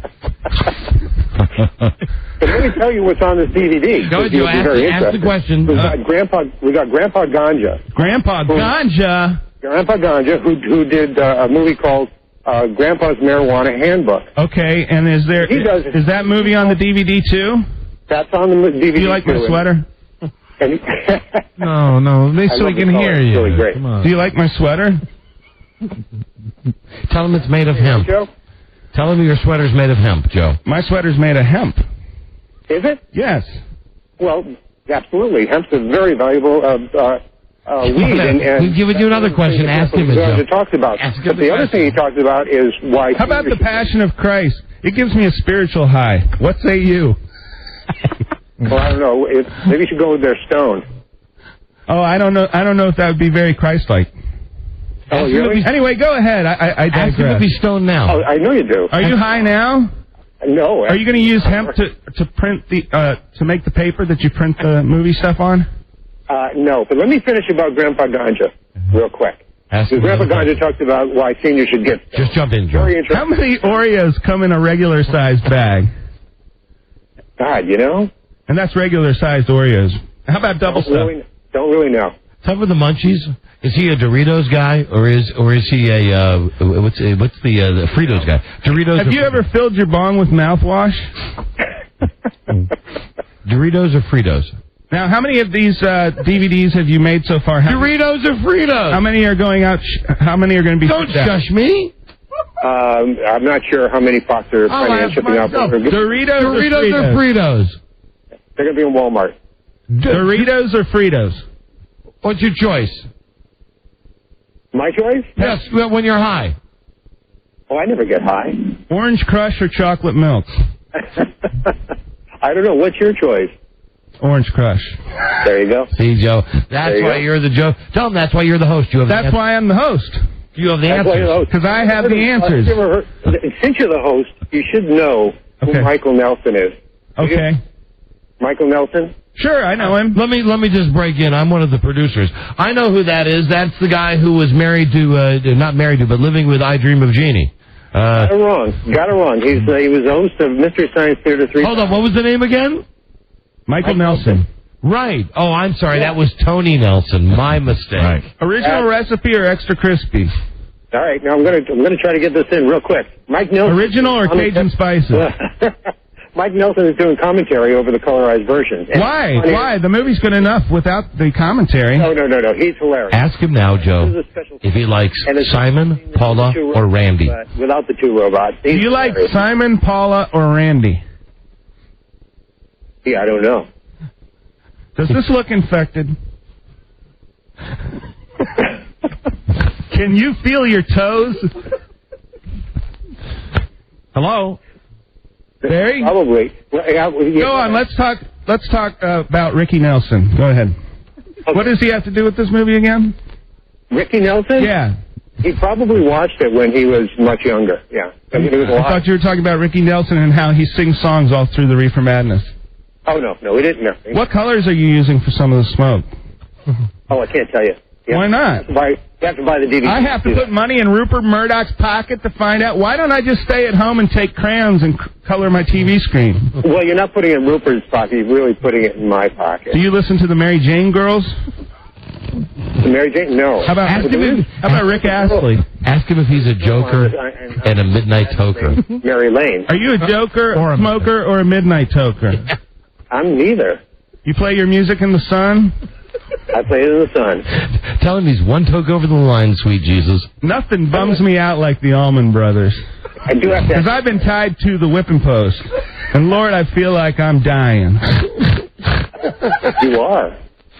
Will you clap for the Wolfman? What? Will you clap for the Wolfman? Come on. He's gonna dig you. He's gonna dig you to the day he dies. Did you read the news today? Yeah. Oh boy. What happened? He blew his mind out in a car. He hadn't noticed that the lights had changed. What?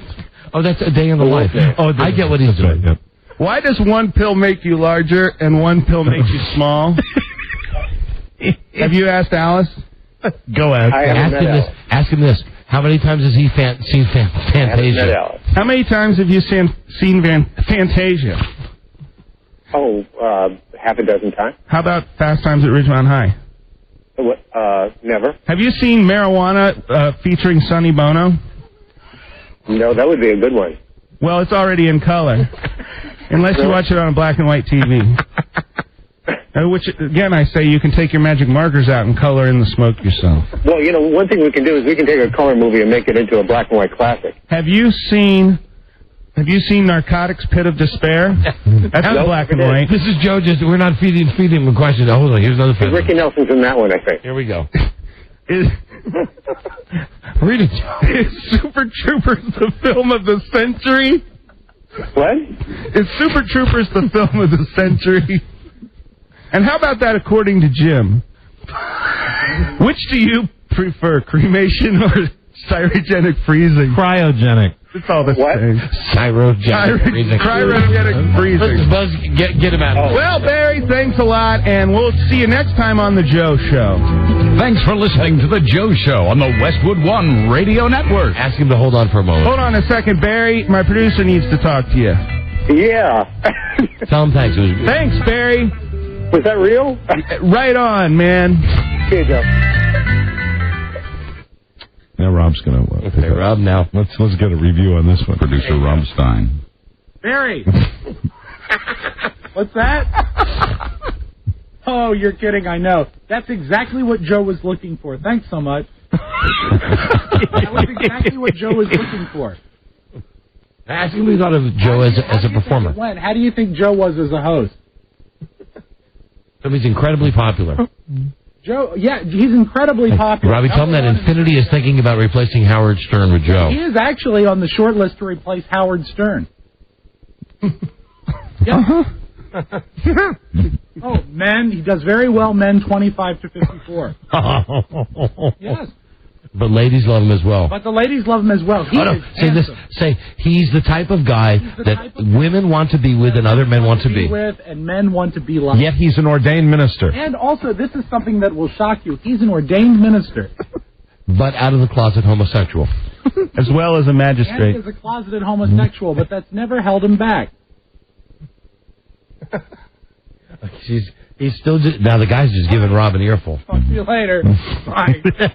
Rock on. You only rock once. Bye then. Okay, so Robbie, what's the report on the Joe show? Be like that all the time? And then his final thing was, I can't think this is real. I'm going to go into my office and talk to people randomly. How about that? Okay. I guess he was a little angry. Remember, he doesn't smoke. There you go. Fathers expect more from a kid named Joe. There you go, everybody. That's the Joe Show. Very good, Joe. For the Joe Ardinger production. Don't forget, check out the website, World Oldest Phone Scanner. It's phonescreener.com. You should get that as a website, Joe. I'll have my own website soon enough. Very good. Yeah, so will we. Very clever. Let's have a race. Yeah? Well, but so will I. Let's have a race. Very good, Joe. Because we're never going to have a website. You'll win that race. I'll have one, but I just haven't gotten around to designing the first page. Yeah. See you next year. Joe. Same as us. There he is. All right, Joe. There he goes. Hey, Joe. Hank's Look Around Cafe. You looking forward to Mike's restaurant? I am. This is not the best bacon cheeseburger I've ever had. All right, thank you. Get out. Thank you, Joey. We got a break. Well, I don't know about you, but that's too much interviewing for me in one day. Talking to that broad that went up in space and then having Joe talk to the guy about reefer madness. I think we have locked in the format for the Joe interview, though. Yeah. We just make sure we have plenty of pad and paper. Joe's questions, in case you're wondering, love that sweet doughy-headed Joe. Mm-hmm. He wanted to focus on the color of the smoke. Mm-hmm. Right. That's where he's coming from. He's a fan of the reefer madness. And then, of course, we chimed in with the questions that had no relation to the subject. And Joe did advance his anti-Murdoch agenda. Yes, he did. Yeah, you always get. I was waiting for the attack on angry young white men. Right. That seems to be when his man on the street thing. He's always got an axe to grind with them. Nothing wrong with that anti-Murdoch agenda, Rob. Hello, Don and Mike show. Hello. Who's this? Don and Mike. Hello. Oh, people can't hear us. Hello. That was right. Then somebody wanted to say what a dope Joe is, but I had the microphone in the wrong position. I'm a dope. Hello, Don and Mike show. Mike, give that man a raise. Hank's Look Around Cafe. Give who a raise? What? Joe, man, that was a great bit. That was hilarious. Oh, so here's someone who loves Joe. Who doesn't love Joe? We all do. Joe. We all do. Mm-hmm. That was beautiful, man. Keep it up. There you go. See, Joe's loved. Yeah, I know. Do you think it would be safe to say at this point in time Joe is beloved? I believe so. Oh, right. I believe he is beloved. All right, hold on. Here from your World Wide Web. Here you go. I just have a very quick FCC update for you. Very interesting. Nothing with the major fines yet today. Good. Although you're an idiot if you don't think they're going to do it now. Yeah. I mean, they've got these 12 fines, and they're going to make their big stink. They had more big stink today. The Senate indecency bill now has tougher language than the House version. Oh, dear. Hey, so they're in a race to see who can persecute us more. So here's the latest in the witch hunt. The Commerce Committee, and this is from today's meeting, likes all of the amendments that they saw this morning. They like escalating fines for every FCC violation. Sure. They like 3 strikes and you're out. Right. Meaning if you work for a station or company, 3 violations, they take away your license. Right. They like that. They like the thought of license revoking, although they say they got to have a hearing about that. They like fines of up to $500,000. Okay. And they like any attempt to protect children from violent programming. And the last thing that your elected officials in the witch hunt have come up with today, and this would be the Senate as opposed to the House. Right. They think, listen, it's getting a little out of control. So, God, these morons. Here's what they said today. We think that what we need is a salary cap because we're going to be making so many fines. The Senate indecency bill says there is a $3 million per day cap for indecency violation. Thank goodness. So what that means is if this version passes, which is worse than the other version, right? These guys are now saying, feel free to do any type of show that you like. We're going to work under this fact that there are no hard and fast rules. We will continue to fine. We will continue to take your license away. But we want to give you a break. So the most you can rack up in one day is $3 million worth of fines. Per radio station. On something that is totally subjective. Well, they've done it again. It's a witch hunt. It continues. Just when you thought, we had all the tapes of all those people last week and the week before. The people that talk today were even crazier. Yeah, well, that's the climate we're living in. Even crazier. Yes, everything that you crazy guys said last week, we're for plus. How about this? It's like a contest. How about this? A salary cap. Yeah, we're gonna cap your. Well, that's their way of saying they're trying to help, right? Yeah, right. We'll cap it for each radio station. $3 million $3 million. $3 million a day. Jesus H. Christ.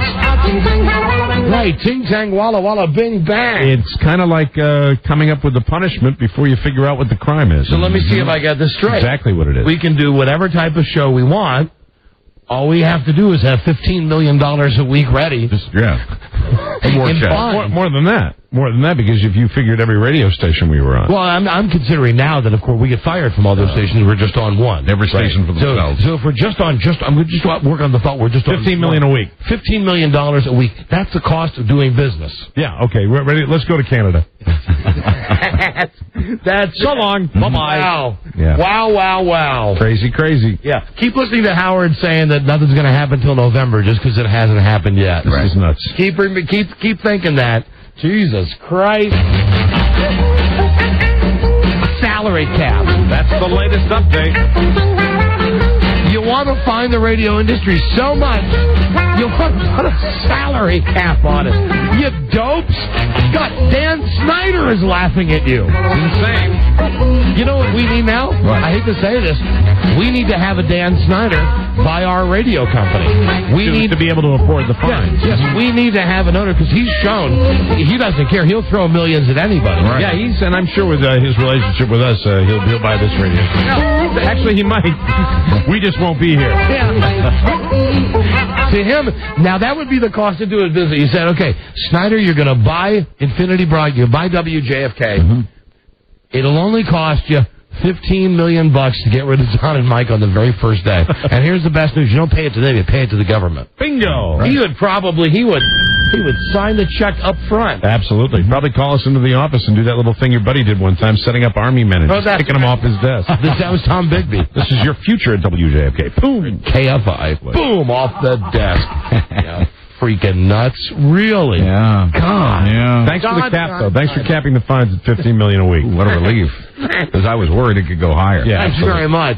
Now, is that per station or per show? That's probably per show and per station. Per show. So you're talking about if you have two shows, then you would have to have your salary cap would have to be, you'd have to allow for $30 million a week in fines. Absolutely. Yeah, for $30 million. And if those shows happen to be on two radio stations, that goes up to $60 million.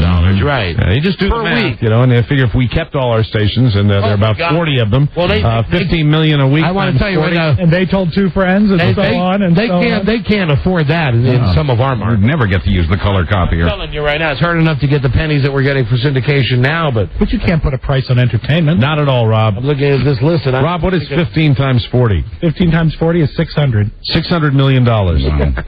Wow. Thank you. We have more than 40 affiliates. All right, well, let's make it 50. 160 miles. Jesus Christ. Wow. Your tax dollars at work. Yeah. We got a break. Who's on the phone here? Don and Mike show. Hello. Hey, Don and Mike. Hey. You got. Hi there. Hey, think how much fun you guys would have the day you'd blown out the cap of $3 million that day, though. You could go right back to the old show and blow it out. Yeah, but that's $15 million. That's an awful lot of money. Mm-hmm. That's an awful lot of money for a fart joke. Yeah, but Don, we could blow it out. We could blow it. Like this guy says. Blow it out real good. Support. Hello, Don and Mike show. Don and Mike, Radio God. Howdy. How's it going? Okay. Bad news. Someone jacked the fine money.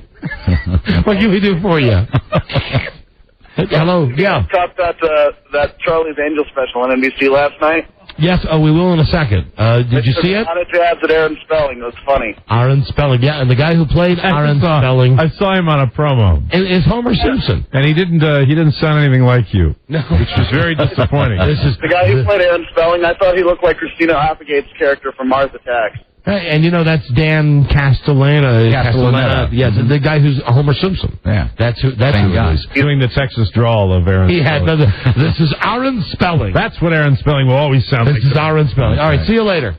All right, thanks. We got to run. I don't know. Maybe we'll take your calls. Maybe not. No, we won't. No, we won't. We'll take them later. Okay, wait. That's your prerogative. Please wait. Or we might. I don't know. We'll be that way. That's the crazy nature of this show. That's right. You just don't know. We might come back with a... They are Icelandic cowboys. See, like something like that could happen.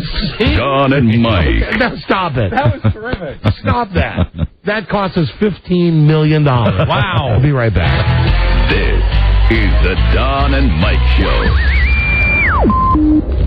Just one more thing. They installed the sign today, except they left out an A. Instead of saying Hank's Look Around Cafe, it says Look Round Cafe. It's okay. Yes?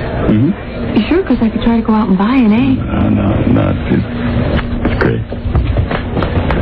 The Don and Mike Show. We will never speak of this again. The Don and Mike Show. Well, Hank's Look Around Cafe. There you go. Mike's opening Mike's Look Around Cafe next Wednesday. Thank you for all the free publicity. Hank's Look Around Cafe. Well, the name is not on the restaurant. The name is Mike's Look Around Cafe. It will always be to you, and I will honor that. But the real name is... Have I told you you're my favorite? You're always going to have a table waiting for you at Hank's Look Around Cafe. O'Mara's. Yes. O'Mara's. Yes, it is. O'Mara's, where the beef comes from animals. There you go. Wow. That's a slogan. Maybe I'll incorporate that. The beef comes from animals. I'll incorporate that into the advertising. So you don't really know what animal it comes from, but the beef comes from an animal. Come on, you have some fun. I'm having fun. I'm having fun. Yeah, it's horse meat. Hello, Wilbur. It's horse steak. Anyway, it's a dream come. No kidding. Is it a dream? Hank's Look Around Cafe. Is it a dream come true to have the Look Around Cafe finally a real place with your name on it? It's very exciting. It is a dream come true. Where our listeners can go not only for good food and good food and good drink. Yes, Rob. Juicy entrees every night. Great entertainment. Yes. Let me say. If you like what you hear on the Don and Mike Show, go see the private performance that Mike will put on nightly. Dinner and a show. Nightly at Hank's Look Around Cafe. Look Around Cafe. Should be very exciting. And that's in Manassas. Old Town Manassas. Yes. Big grand opening party next week. Forget Brady's. That was the old name. Well, it'll be that name until we change the name at 8 o'clock at night. 8 o'clock next Wednesday. Next Wednesday. Wow. Next Wednesday. Hank's Look Around Cafe. St. Patrick's Day. I understand. Huh? Yeah. I got you. How about that? Got you. We'll be there, Mike. Juicy entrees every night. You going to put up those signs saying workers must wash their hands? No.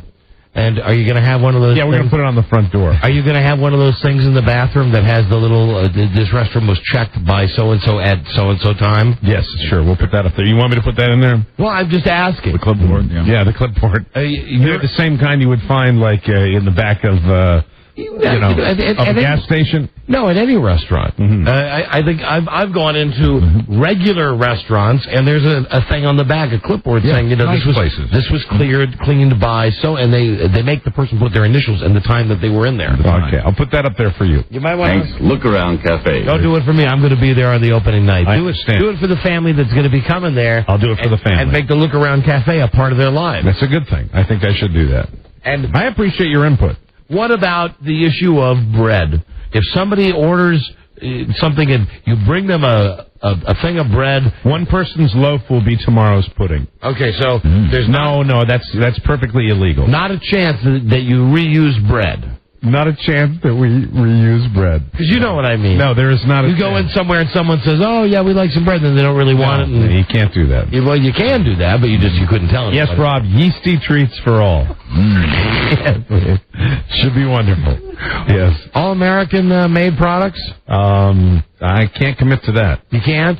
Are your oranges from Florida, or do you bring them like from Zimbabwe or something? Chile or something like that? Chile's the big company running commercials now, telling us that this is where all of their stuff comes from. I think we like to use local produce when at all possible. Hank's Look Around Cafe. And about the local TV, I had to tell you, Rob, I don't, to the best of my knowledge, I don't think we have any Haitian produce. Hank's Look Around Cafe.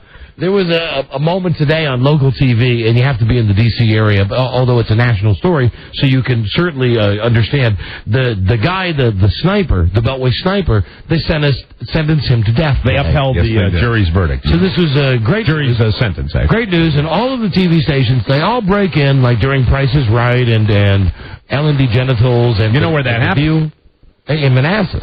Right, I know, very near. Hank's Look Around Cafe. That's right, come down, see the guy. You could walk from that sentencing. You could see the guy get fried and have some nice fried food. Hank's Look Around Cafe. Is that where they're going to fry him? And listen, and don't worry. I don't think they're going to fry him in Manassas. If they give him the gas, well, you can get the gas too. Hank's Look Around Cafe. I don't think they're going to fry him there. If they do fry him there, have them fry him in your kitchen. How do you feel about gansing?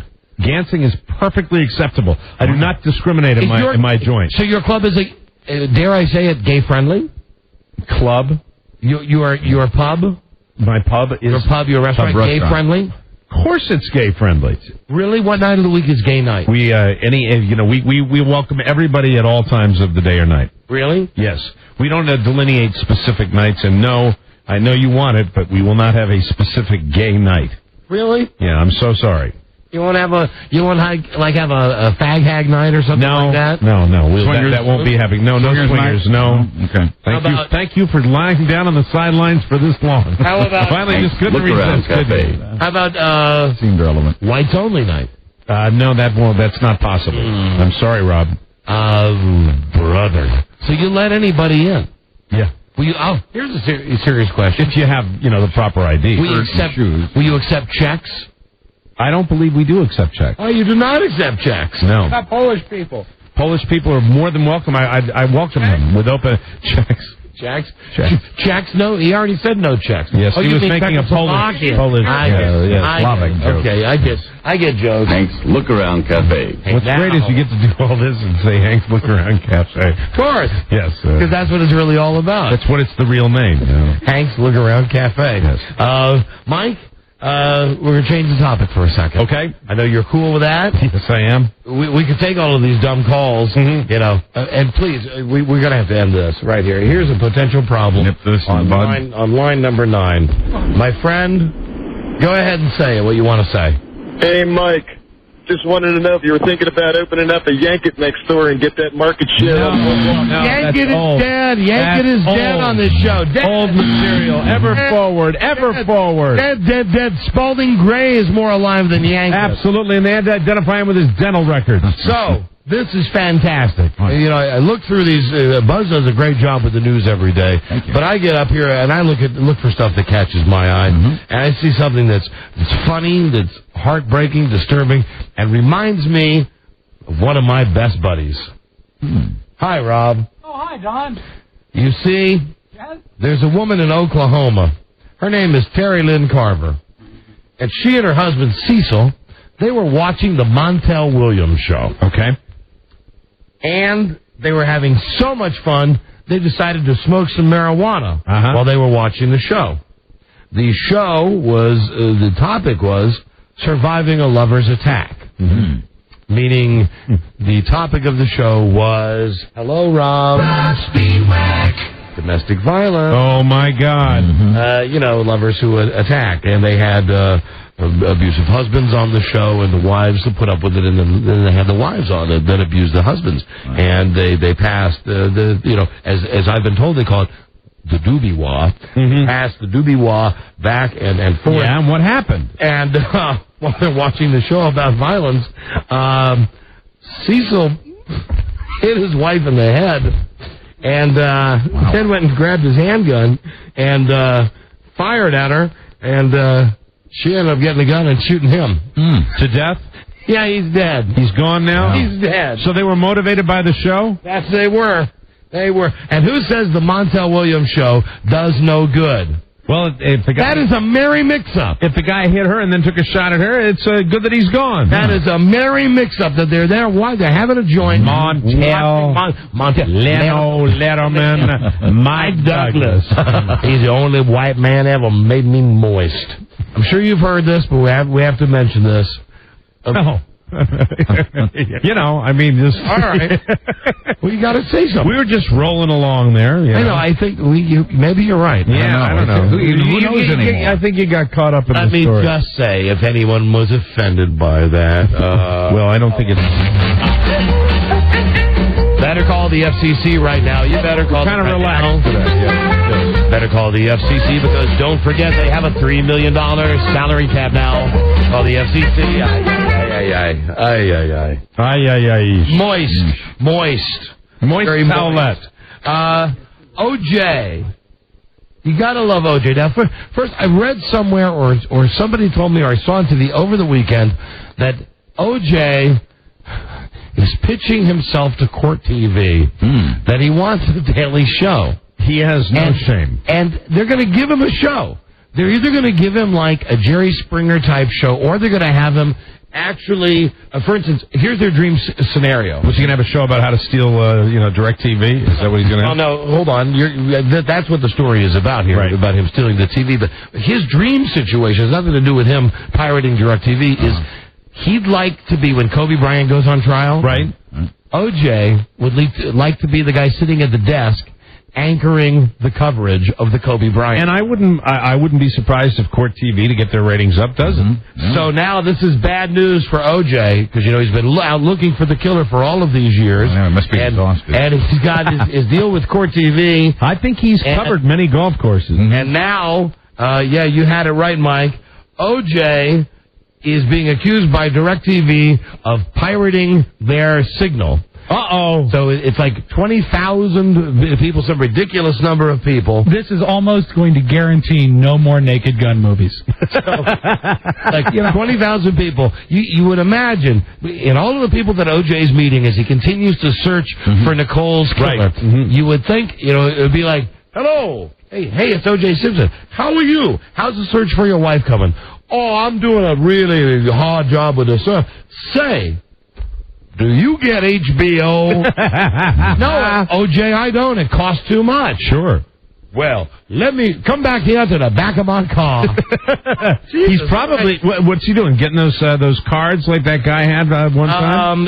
Unauthorized decryption of DirecTV. That's what it is. Something like that. I bet it was somebody that gave him the card. It's not somebody. It's not a case of OJ giving somebody a box. It was one of those access. One of those little access cards. Well, hey, it's not like he killed somebody. So anyway, 22,000 people. That's how many people. That's how many people they think Juice has already hooked up with free HBO. Wow, that's pretty. So he's not only getting the card from somebody, he's distributing these. Yes, cards. that's right. And he's probably getting paid for it too. Oh, Simpson. Why, yes. Well, the 3 Cinemax and the West Coast Cinemax. Yes, this is O.J. Simpson. Wow. Of course, I will be there in an hour. Man, oh man. I tell you what. Let's sign the deal at Mike's Look Around Cafe. Mike's Look Around Cafe. Very good. That's fantastic. And then I'll give you a moist towelette. OJ. Let's see. You remember that dumb show, Last Comic Standing? Yeah. All right, this was a show that actually free to watch. There are some shows that girls watch reality shows. Some reality shows guys watch. Right. There's some we watch. I would think Last Comic Standing would be more of a guy show. But I didn't like it. Free for whatever reason. It's one of those things. If you catch a show and you watch it at the beginning, even if it's a bad reality show, you stick with it because you watch the first episode. Right. So she and I would go back and forth on this all the time. Like she would say I like it, and I would say I don't like it. Right. Drew Carey, who incidentally is just white hot. Yeah. He is as popular as ever. On fire. And I, for one, I'm a TBS Superstation running his show twice a day is a disservice. Run it all the time. 24/7. Run it all the time. And to show how far they've fallen, have you seen the ad that has the guy? Remember the guy that was Jethro in the Beverly Hillbillies movie, who was then on the Drew Carey show as one of his friends? Right. And he's been in commercials and things like that. He is in a commercial now. Dietrich Bader. Yeah, and he has. What is the commercial? Because I saw it just the other day. He's in an elevator. He doesn't even have a leading role in the commercial. Isn't he in an elevator and all the hot women get on the elevator? That's exactly Isn't that the commercial? That's exactly it. Yeah. Anyway, Drew Carey is hotter than this guy is. And apparently, here's the deal. When the show came up, Drew Carey was involved in the show, Last Comic Standing. And here's what he now says. And this is, I got this in the Hollywood Reporter. Right. So this is a quote from Drew Carey. The entire show was crooked and dishonest. Hey. Brett Butler, who can put a can of cat food under one of her breasts, also says, Brett Butler says she was surprised and disappointed at the results, and she wants everyone to know that she had nothing to do with the results. Questions were also raised about business ties. What do you mean? Are they talking about the ethics of the show as far as who won? They're saying, yeah, that the people who run the show had already decided in advance who was going to win. Very evil. And some of the people that were chosen to be on the show, coincidentally, they were represented by or had ties to people that were the producers of the show. Now, who was the host? Was that Jay Moore that was the host of that show? Yes. Let's see. Jay Moore, it says, played no role in choosing contestants. NBC says that what Drew Carey and Brett Butler are saying, and also that awful guy Anthony Clark.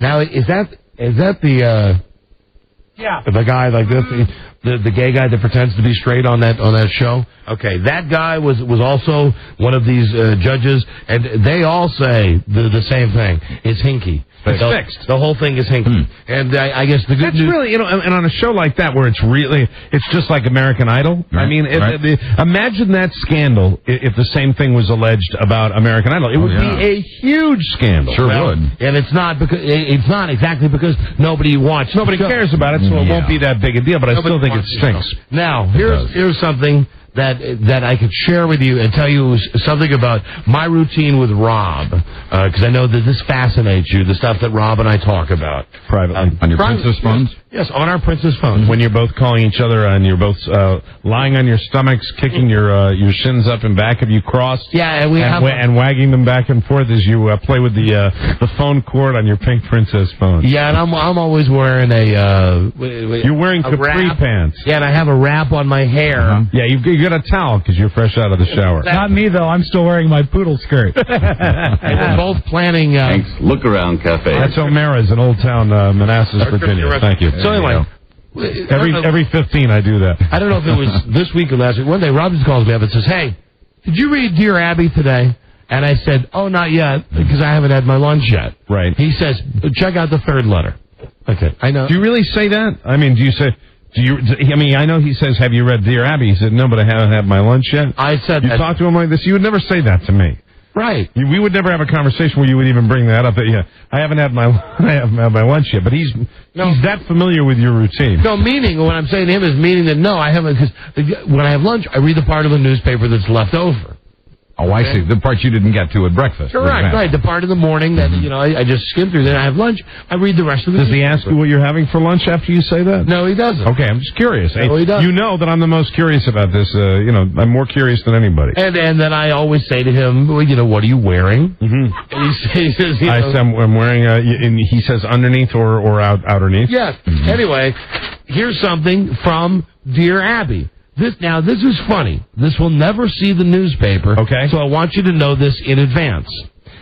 Are you familiar with an episode of The Simpsons where Marge Simpson, it's her birthday, and Homer, birthday or anniversary, I don't know, but Homer gets her a bowling ball. Mm-hmm. And as it turns out, she goes to the bowling alley, right, and she almost has an affair with the guy who is her bowling instructor. Okay?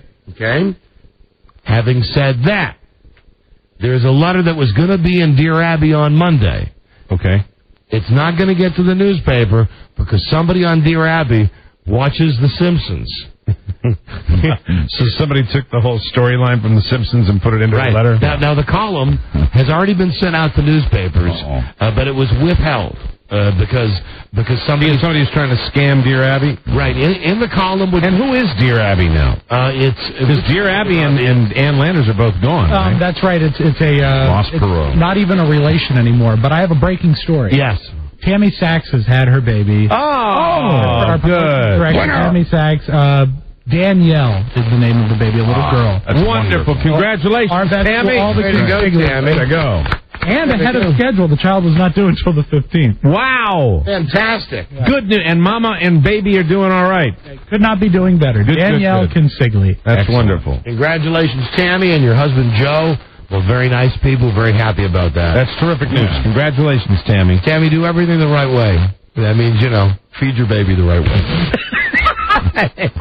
You know what I'm saying. I know exactly what you say. You know what I'm saying. I got my thoughts. That's right. There's the bottle, and then there's the other way. That's sure. So here's the letter. The column that never made the newspaper on Monday. The column is titled, Wife Meets Perfect Match After Husband Strikes Out. So the letter, written to Dear Abby, says she's a 34-year-old mother of 3, just like Marge. She's been married for 10 years. To a greedy, selfish, inconsiderate, rude partner. Now, they don't use the names Marge and Homer. Right. Did they put any other Simpsons references in there? Yes. Now, Gene, Homer. Okay, right. Gene committed the unforgivable sin of giving his darling wife a bowling ball for her birthday. A bowling ball that was sized for his fingers and engraved with his name, which is the same thing Homer Simpson did. Right. Frustrated. That's good. They tried to get it in there. The person writing the letter decided to make the most of the situation and went to the local bowling alley. Little did she expect to find love, but as it turns out, a dashing suitor by the name of Franco. And I don't know what the name of the guy was on The Simpsons, but it sounds pretty similar. Yeah. And then she writes, and I'll use the name Homer now instead of Gene. Okay. Marge writes, I no longer love Homer. I want to divorce him and marry Franco. At the same time, I'm worried that Homer won't be able to move on with his life. I think that our 3 kids, again, Bart, Maggie, and Lisa, 3 kids, will be devastated. What should I do? Now, before they told Dear Abby... Did they respond? That yes. Okay. That they're being set up, and we have this from somebody in the newspaper industry, because it was supposed to be in Monday's episode of the newspaper. Right. Here's the response. To save the marriage, he might be willing to change back to the man who bowled you over in the first place. Is that it? That's it. Oh, my God. That's it. I will give the late underground Dear Abby a little credit. She would have done better with that letter. So anyway, they got the whole thing, and it's never going to be in the newspaper. But somebody out there, a passionate Simpsons fan like you. Just say to that person, I got a job for you as producer of our stuff. I seriously do. Well, touche. And if one more person it comes up to me again and says, hey, I heard about what happened with Charlie resigning. You guys get a producer. How do I enter the contest? It's not a contest. It's not a contest. When we said there would be a nationwide search, what that means is that the company's going to be, like doing stuff in the industry nationwide. This isn't like winning a car. No, we don't want one of you idiots in here. Trust me. We're just like you. We need someone who's not like you. It's not the contest. Okay, I got to be fast. There are mistakes in, as Joe would say, the Passion of Christ, and now if you go to websites, you can find all of the things. Very simple Continuity errors in the movie. Like remember in Pee-wee's Big Adventure, that great scene when it's the best continuity error ever. He's pulling all the chains out of the basket in the back of his bike. You can see, because the camera was in the wrong spot, you can see underneath the chain that they had piled it up outside of the basket, and it was just going up from the floor. Right, and here are the top 2, and these are not jokes, these are the top 2 things people really think now. The one that people are noticing the most, the shot where the Romans are punching the nail through Jesus' left hand. You can see just behind the hand that's being nailed the actor's real left hand. Oh, that's bad. So it's like it's superimposed. Right. They did an awful job. Wow. Also, let's see, when Mary is holding Jesus after he dies, you see him blinking a few times. Oh, really? That's not good. Yeah. Wow. So they're nitpicking, but not good at all. But something to look for if you're that kind of person. That's the deal. And I am. Jesus, do you care? Kevin Costner says he wants to run for politics, but he knows he's too wild. His past, eat me. Just eat one. Eat one, will you please? And same to Jerry Seinfeld, who had a show. He was going to do a show in Spartanburg, North Carolina, South Carolina. Anyway, his son had taken a fall. Oh, dear. This is Springer? No, Seinfeld. Seinfeld. Oh, Jerry Seinfeld. Anyway, his kid fell down and he canceled the show because of it. Well, he's a nice guy. And some people are saying, well, what's wrong with it? And Jerry is saying there's nothing wrong. The kid fell down. He fell down, and he wanted to be a dad. The kid fell down. He'll be okay. And when he rushed back to the house and said, "What's wrong with this kid? Who are these people? Who is this kid where he falls down? Who are these people? What's the deal with that?" Last thing. Talk to me. Tell me your name. Remember I told you about this guy, William Hung? That he had a real record deal? He really does. Yeah, baby. He has a recording contract with Fuse Records. Tell me your sign. She Bangs will appear on his April 6th release. I hate to bring this name up, but you know what? If a guy like that has a record deal, we have, I think, talent on the hoof that we've had for a million years that ought to have a record deal. And you're talking about Dennis? I'm talking about Dennis Murphy. Here's the thing, and Mike and I've had the same thought. This guy, William Hung, compared to Dennis, right? He's like Tom Cruise. Yeah, you see the thing is safe, and Dennis wouldn't be safe. No, the thing is, okay, first off, but would you think they'd even give Dennis, because he has one hand and half a tongue, do you think they'd even give him an audition on American Idol? No, I don't. I really don't. I think that door is shut. And I think that's completely unfair. Yeah. If William Hung, with absolutely zero talent, can get a record deal, why is Dennis Murray? It's because Dennis doesn't have a hand. Anyway, the Hung man, the Hungster, the man of Hungstinia. Also, Dennis may lack initiative. The Hung guy is in Los Angeles recording his album and his video, and if you're wondering if they're serious, they gave him $25,000 just to start the whole process. Wow. So there you go. Go figure that. It's not fair. Go figure that. And William Hung has lovely teeth. And so does Dennis.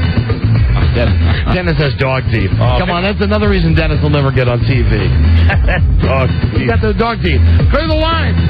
Phone scan time. At 877-877-365-3636. Hi, Dennis. Listen, call now. We'll take your calls on any topic. Okay, phone scan. Lie straight ahead. Thanks. Look Around Cafe. Right. So Mara's restaurant. We'll be right back. This is the Don and Mike Show.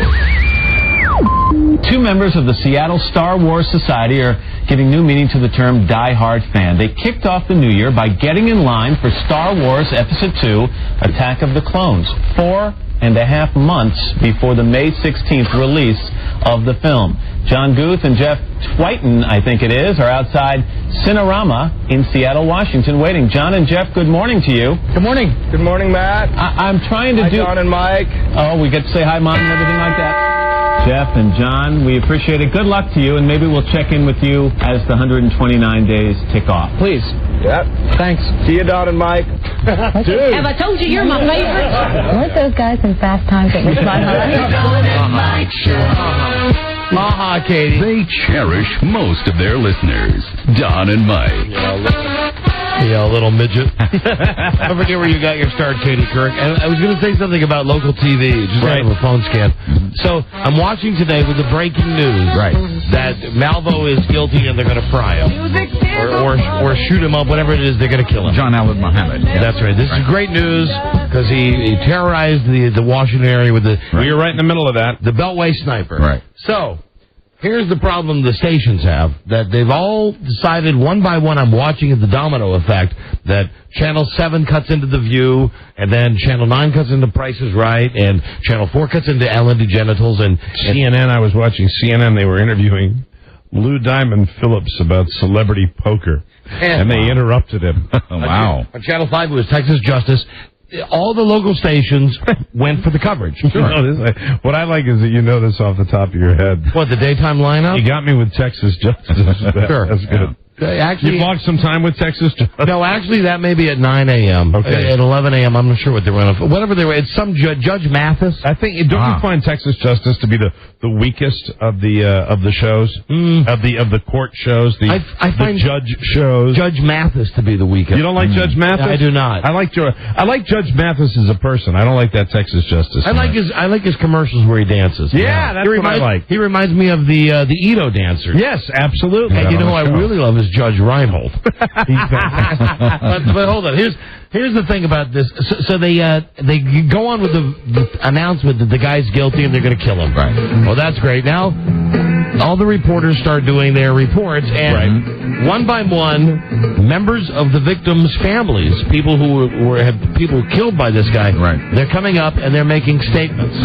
Well, the Beltway sniper killed over 20 people. Yeah. You know, and you're talking about family members that all the people that were there for this trial today, the people that are going to get up and speak number into possibly the hundreds. And I didn't have time to see exactly how they did it, but each station, I guess you got the point when you're into that, when they say, okay, we got to get out of this somehow. Right. So, like, one person would be up there speaking from the heart, talking about, I can't do this with this music, talking about saying, you know, no one will know what my mother really meant to me. Right.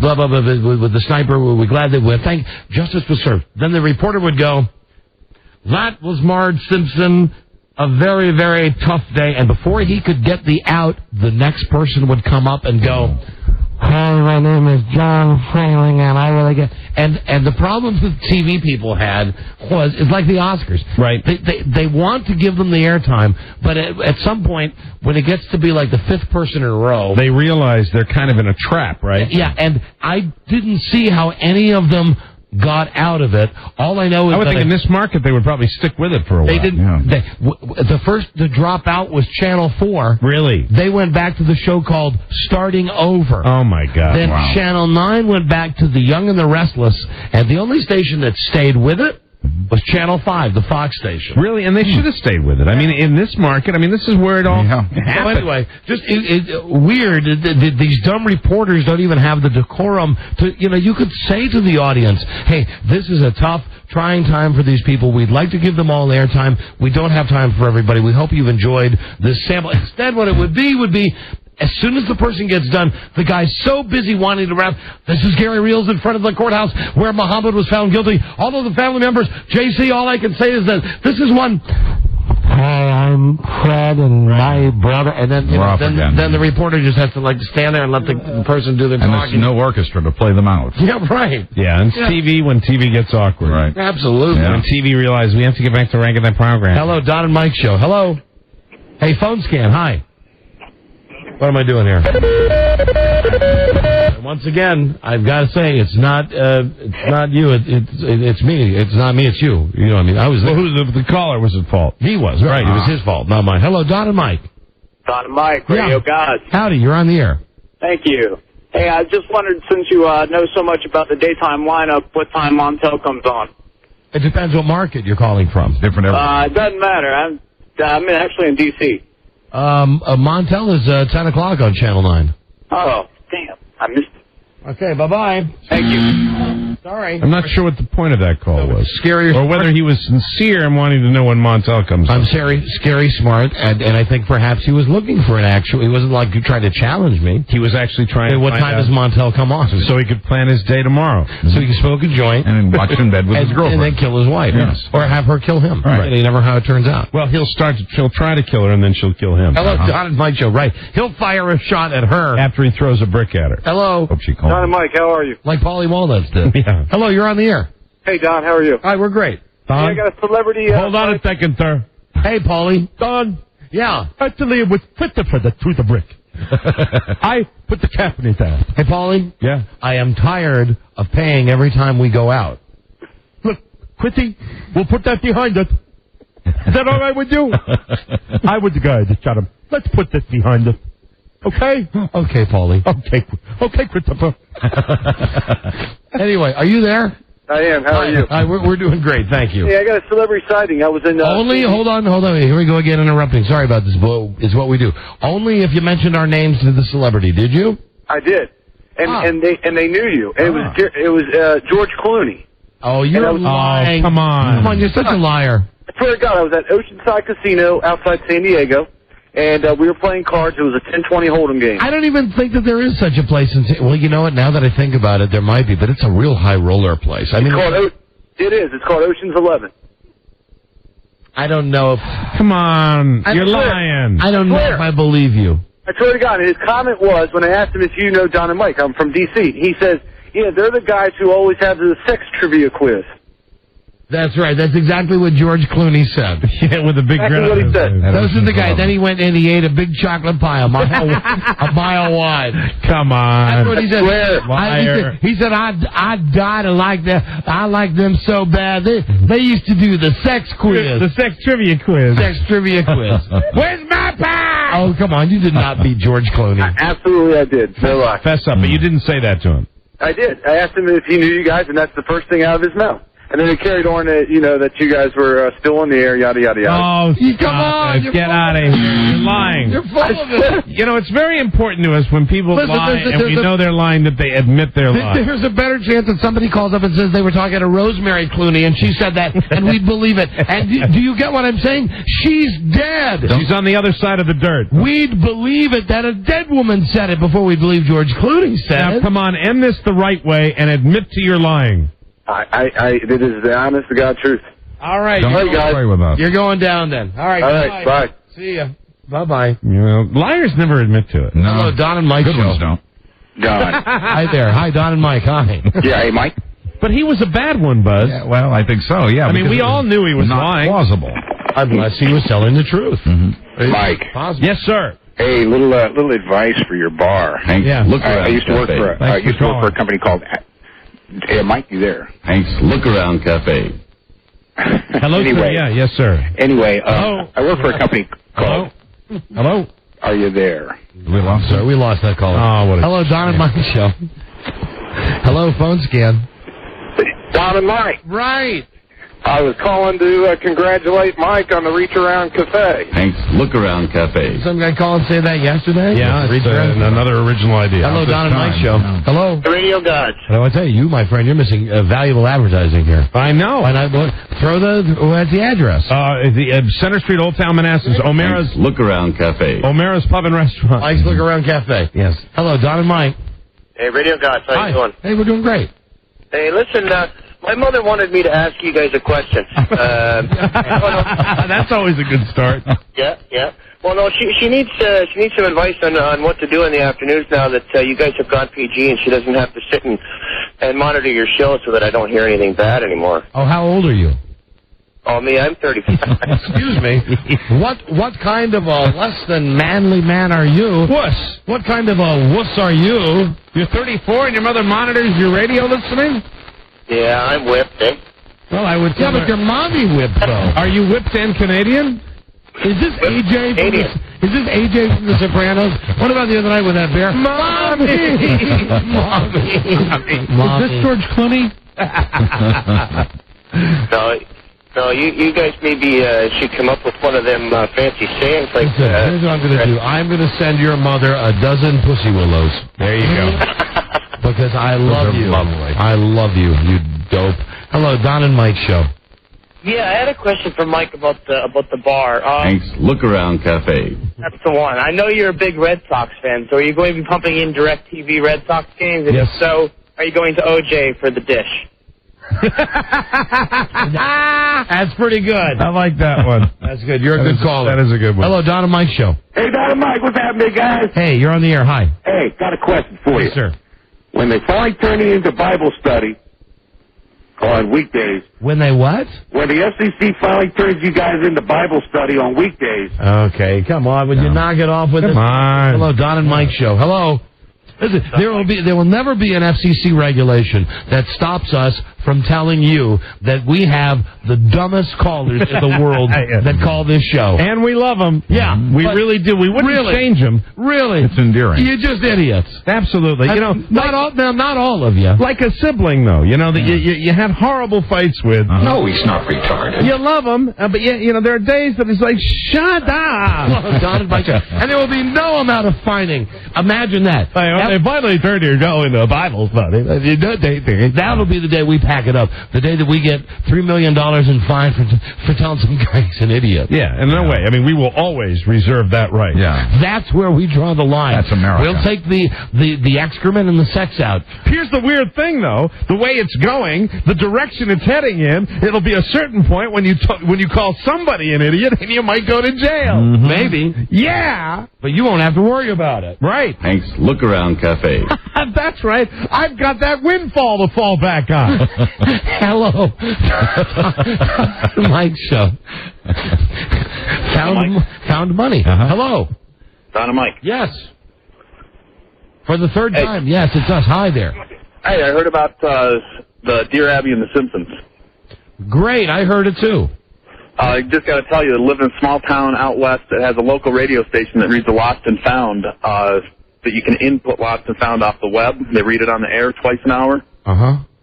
Well, and this has to do with us how? I'm leaving you on because I'm sure it's got to be a great end to the story. Well, my friends and I got drunk one night on the web. All right, let me just say, the story's already getting better. You pulled a prank on the Lost and Found. Quick, get to the point. What was it? You didn't really have to tell us the stuff about Dear Abby. Well, Amanda Hug and Kiss and Ollie to Booger lost things and got read over the air. I thought it was humorous, but... Right. All right, well, you're having fun with your friends, and I thought it was a lovely story. You told it so well. With such enthusiasm. Hello, Don and Mike Show. Hello. Hey, Don. Hey, Mike. How you guys doing? Okay. Hey, listen, Mike, two things. You're going to have mead and cannolis at your... Look Around Cafe. Have what and cannolis? You can have some fresh mead brought in. Mead? Drink your mead. Remember that from Iceland? You know, that's on a separate menu. It's the special mead and cannoli menu. Well, if you want, Mike, I mean, I'll bring it down for you from New York. I mean, that's not a problem. That would be wonderful. For you. Hello, Don and Mike Show. New York mead. Hello. You know who that was? Who? That was Richard, our driver. Oh, mead and cannolis. What was that band that he traveled with? Richard Blackmore's Night. That's Richie right. Blackmore. Oh, Richie God, Blackmore. It said hi. Sorry, Richard Richard. Blackmore's Rainbow. Well, hey, Richard, you got to say who you are. Yeah, call back. Hello. Sometime. Radio Gods. Hi, you're on the air. Just love your show, and that's all I had to say. Thank you. Appreciate that, my friend. Hello, Don and Mike Show. Patrick Bateman. Hey, Bueno Arbusto, guys. Right on. Hey, I got a celebrity sighting, and I did mention your name. I've been trying to get on for a couple weeks now. All right, beautiful. Who was it? What did you say? It was Rosie O'Donnell. After she got married, ran up to her and said, hey, Don and Mike, they want to know, instead of a marriage license, what you need, a liquor license? Hey, listen, you're the last caller. Yeah. Yeah. Yeah. Right home. And you've won a $50 gift certificate to Applebee's. You don't have to settle for fast food. Applebee's Carside to go. Now available at your neighborhood Applebee's. Thank you, I think, for calling the show. Right on. Thank you, guys. Right on. Right on. Right on. And, I thought it was worked in well enough where we ignored the violation. Mm-hmm. Yeah, about telling jokes. Yeah, exactly. He wove it into the fabric of the phone stand. He did a pretty good job with it. And I think he gets a free pass on that. I mean, listen, he's an idiot. Right. But of all the idiots that called today, he was less of an idiot than the other idiots. Yeah, that's right. Bingo. Best idiot of the day on the Don and Mike Show. Oh, la, la, la, la, la, $3 million salary cap. La, la, la, la, la, la. FCC is crazy. FCC is crazy. Buzz? Yes. Please, what's the news? What's the news today? Today's lead story. What's the lead story? The Sopranos gets whacked in the ratings. Yeah, I heard that. I heard that. In a world where owning a radio was strictly forbidden, we didn't hit that, did we? Man found a way to bring good news to his people.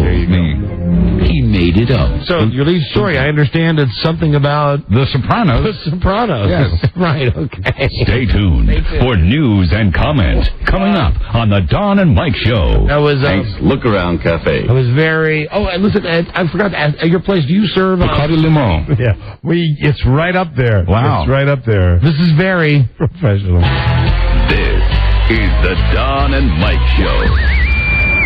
Oh, this is the coolest European lingerie model party I've ever been to. I know. Let's get a drink. They have our favorite, Bacardi rum.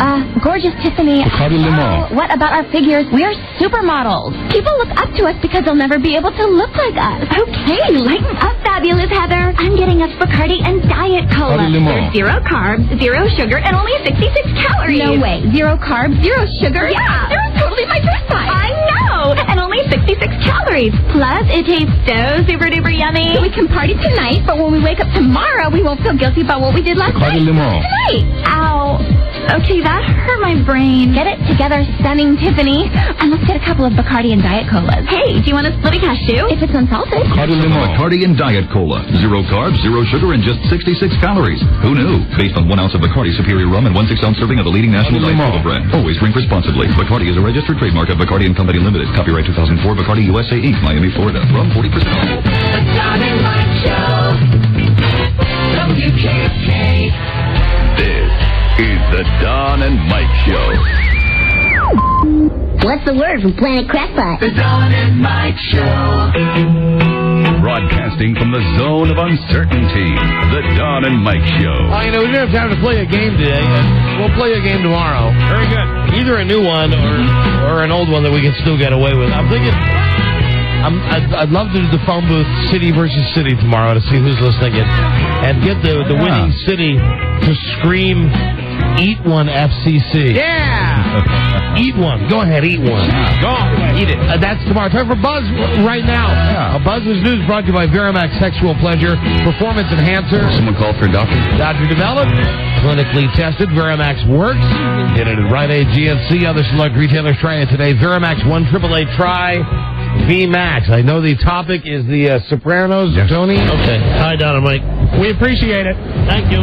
Thank you. Hi, Don and Mike. Hi, Robert. After 15 months, The Sopranos returned, but a sizable chunk of the audience did not. I think overreacted. You think so? Yeah. 1 out of 4 people who watched last season's premiere didn't watch Sunday's premiere for this season. I think you're making a mountain out of a molehill. And 25% is a big drop. In this case, it's over 3 million people. I don't think you're getting my drift. I think what I I'm get your saying drift. is you got to make this mountain disappear. If you know what I mean, I'll do Burbank? the best I can. Hey, how about that Melfi? Hey, yeah. All right. Yeah. How about you, Tony, with Melfi? Oh, man, yeah. But you know what? She turned me down, and I called her a name. You did. And I got to say, when you called her that name, I laughed maybe the hardest I've laughed at television in a long time. I was her Prince of Tide.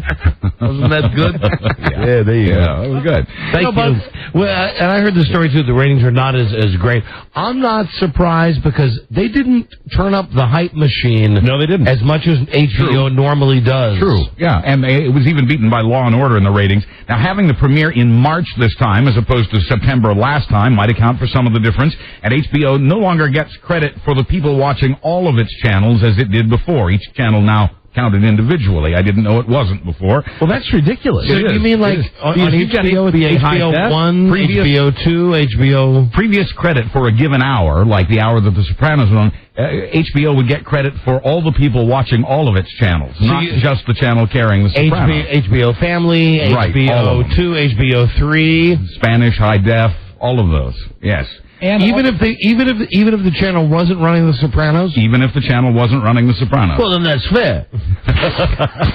I mean, come on. But HBO does show The Sopranos on two channels. Yes, so there's one is letterboxed and one isn't, or at least that's the way it was. Okay, very clever. You want a gold star for that? You know what? What? You're like family to me. You're like my friend. Your friends came back home. They did. But where were the other viewers? I called everybody I know. I know where they were. Hank's Look Around Cafe. Hey, come on. That's O'Mara's Pub in Old Town at Manassas. A wonderful dining establishment. Analysts keep coming back to that 15-month absence as a reason for the lower audience as well. To make that mountain go away. I will. There it is. Oh, was this Law and Order? The show that beat Hey, that is a good theme song. Yeah, it is. That's a great theme song. And to show you in this age when you don't really have theme songs for TV shows, True. That was like Stump the Stoop. I got it right after Bum, bum, bum, bum, bum. I wish and Rob, I think you've told me that is a good, or you said it, that's just a good show. It is. Law and Order. I ought to watch it more, because I've never been disappointed when I've watched it. I like Law and Order, and I like one of the SUVs. Special Victims, SVU? Yeah, there's one of the SUVs that I like and one that I don't. Well, you like the Yukon, right? Yes, and, I do. And you like the Expedition? I love that. Mm-hmm. What's the one I don't like? The one that's on Sunday night. but they both have a guy and a girl. Right. The girl who's... You like the one with Vincent D'Onofrio, I think that's his name? No, I don't. Who's Private Pile? You like the one with Private Pile? No, he is, incidentally. Yeah, no, I like the one with the guy with the bad hair plugs. I thought you liked the one with Ice-T. That's the one with the guy with the bad hair plugs. You don't like the one with the Black John Cusack. Correct. Okay. Right. Correct. That's the SVU, I think. No, that's the normal one with Jerry, what's his name? Orbach. But there's two SVUs. I like the SVU that's on during the week and also Saturday night. Those are the ones that I dig. Well, you like the one with iced tea? Yeah. Why don't you have a beer? You know where I could have that beer? Where? Hank's Look Around Cafe. Yeah, that's a good joint. Or tea. In most ways, this has not been a great year for CBS and all things Viacom. The latest has the Dish Network, also known as EchoStar, dropping the entire Viacom lineup. Oh, and listen, this is something. I wasn't doing an impression there. I know. If I was watching something on some channel, and I get DirecTV, not this network. As do I. But they're running a crawl on the bottom of the screen saying, "Attention, Dish, Star, and whatever it is, customers." You're about to lose Nickelodeon, Nick at Night, TV Land, MTV, VH1. That's amazing they can drop that much. Plus the network programming, that's ridiculous. All of it. And just to name a few, 10 channels in all, really. They've all vanished from the Dish Network. And EchoStar and Viacom are fighting over money. The Dish people say Viacom's demanding a rate increase 4 times as big as the other program providers. Viacom says we're talking about 6 cents a month per subscriber, for a company that just raised its bill by $3 a month. Viacom says it's dismayed and disappointed. It's recommending that Dish Network subscribers switch to another company. See, here's the thing when they get down to, and I really can't speak objectively about this because I buy all the channels. And I'm looking, I just buy them all. Right. But when I see the ads where they say, get the Discovery Channel, only 6 cents a day. Well, it's easy when you got 100 channels, you're looking like it. It's like when they say, buy a new car and it's only $5 a day. Right. It's really, and you know what? It's impossible, and it's so exorbitant. What we're paying now, both on the Dish and cable systems, it's out of control. And DirecTV is going up too, as I understand. It's really nuts. I mean, it is really becoming insane, and it makes you want to just crawl up on the roof and put rabbit ears up again. Well, the only reason I have DirecTV is for the NFL. Right. Because all of the other stuff I could get from digital cable, or I could get from one of these other numbskulls, one of these other maybe cable companies. Well, we now know what ABC was so nervous about last week when it totally darkened 6 seconds of NYPD Blue. The segment in question aired at just before 11 p.m. Eastern Time, long after the kiddies at least should have been in bed.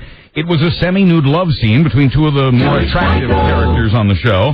And one of those characters is not happy about the censorship. Quoting S.A. Morales, you can show a man getting his head blown off, but you can't show a man getting expletive. That's right. And that welcome to, once again, the FCC's double standard. Right.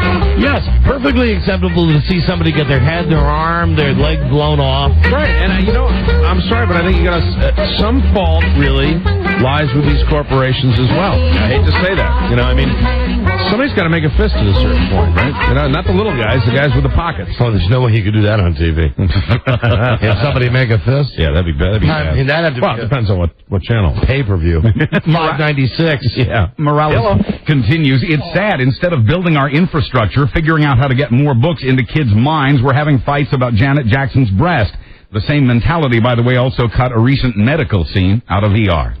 Yeah, and he's absolutely right. I mean, this is so obscuring what's really important in the world and in this country. And maybe that's the idea. And if one more person comes up to me and says, I know I said it yesterday, I'm sorry, says, hey, this is all going to blow over real fast. Oh, yeah, right. I heard Howard say this morning that he found out that the fines aren't going to be leveled because of the election. I said to this person, Listen, first, Howard's doing a show, okay? I don't doubt the seriousness of what's going on, but you got to know, this is not something that just blows over. No. This is not something... Hey, listen, today... It's still building. The news today... They're having more of these witch hunt hearings, and I'm not kidding. They announced today that they think they're going to put a salary cap, meaning that the most a station could be fined per day is $3 million. And again, for the last time, the infractions come from a rule book that's non-existent. That is the craziest thing of all. The radio stations, the television stations don't know. I mean, yes. That's the thing. Nobody wants to tackle that issue. There's common sense things about indecency, but even on the common sense things. Right. Well, what about innuendo? What about what I find to be obscene, Mike might not, or Buzz might not. Right. So, hey, government, being as you're going to ruin our industry, why don't you give us a hand? Yeah, why don't they won't. Tell us, just come out and tell us. Because that's the hard part. What's bad? What's indecent? And they can't tell you because indecency is to one person what it is to another person. Right. But they sure can sit up there high and mighty, all of them just waiting their chance to jump into the coffin. But before they get in there and take the dirt nap, they want to make sure that they screw up our system. But because we care about the radio stations, we're going to go like to an NFL salary cap. The most you can be fined any day per radio station is $3 million. It's insane. Thank God there's a limit. Thanks for helping out. Right. The guy who played Eldon, the live-in painter on Murphy Brown, is dead. Robert Pastorelli was found in his home next to some drug paraphernalia. He was 49 years old. Please, I am supposed to take that seriously? It's funny when you hear that now. You hear us found next to some drug paraphernalia. I immediately think CSI now because it's was it set up to make it look like he was overdosing or what? Fair question. And he, I think, more famous than on that dumb show Murphy Brown was that dumb Arnold movie, Eraser. Yeah, absolutely. And he's the guy the mob guy that Arnold helps. He helps hide his identity, and then later in the movie, the guy's working in a gay bar. As a good actor, very good actor. Yeah, very good. He is. Was. Should a company get sued for not warning people that it makes something that other people would want to steal? Again, now this seems related, doesn't it? Yeah, it is. It is indeed. Yeah, Buzz. Yeah, the answer is yes. New Jersey officials have ruled that it's Nissan's fault for not telling its Maxima buyers that someone might want to steal the fancy headlights. Right, that's right. The state's also ruled that Nissan is liable for not telling its customers that a security kit for the lights were available, even though Nissan was already doing that when the ruling was issued. That's right. It's Nissan's fault, Buzz. The state says Nissan did too little, too late. And that ruling leaves Nissan allegedly in violation of the state's Consumer Fraud Act. Wow. Violation. Hey, aren't headlights on automobiles like Porsches and stuff, aren't they incredibly popular now with thieves? Very popular, very expensive, and they're getting stolen a lot. The xenon headlights, I mean, there's bluish headlights. If you've got a fancy car with great headlights, be ye prepared. They don't steal them in Iceland, though. Right, I get it, because it's never dark there. It is light always. We were there last year. It's dark all year, all day. Right. Oh, my God. But if you've got a minute, you can earn $1. If you can keep them on the line for an hour, you're making $60 an hour. With the new crackdowns on telemarketers, they're now paying people to listen to them. $1 a minute. Colleen Nelson of San Antonio, Texas, has just taken herself off the do not call list. She signed up instead with a website called adnoodle.com. She says she was looking for a way to stay home with her kids and still earn a little Chuck E. Cheese money. Quoting her, "I thought I'd never get them to stop calling. Now I'm saying, okay, go ahead and call." Set it and forget it. You just got to sit there and listen to their spiel for a minute? Right, $1 a minute. For $1? $1 a minute. And then there's a test question at the end to make sure that you were really listening. Oh, that stinks. See, that part stinks. Yeah. Do you know, I bought the Paul Popeil, Ron Popeil, rotisserie oven today, and during their spiel, once they get you, you buy the oven, and they throw in all this stuff for free. Then they want to tack on all this stuff. You know, one of the things they tried to sell me? What? I bought one of those rotisserie ovens. Set it and forget it, right? They tried to sell me health insurance. You're kidding me. Really? Frank, what is going on? Well, it could explode. Health insurance. God. Please. A cold-hearted, cutthroat corporate tip of the cap to Kraft Foods today. for laying off thousands of people, then giving its executives $10 million in bonuses.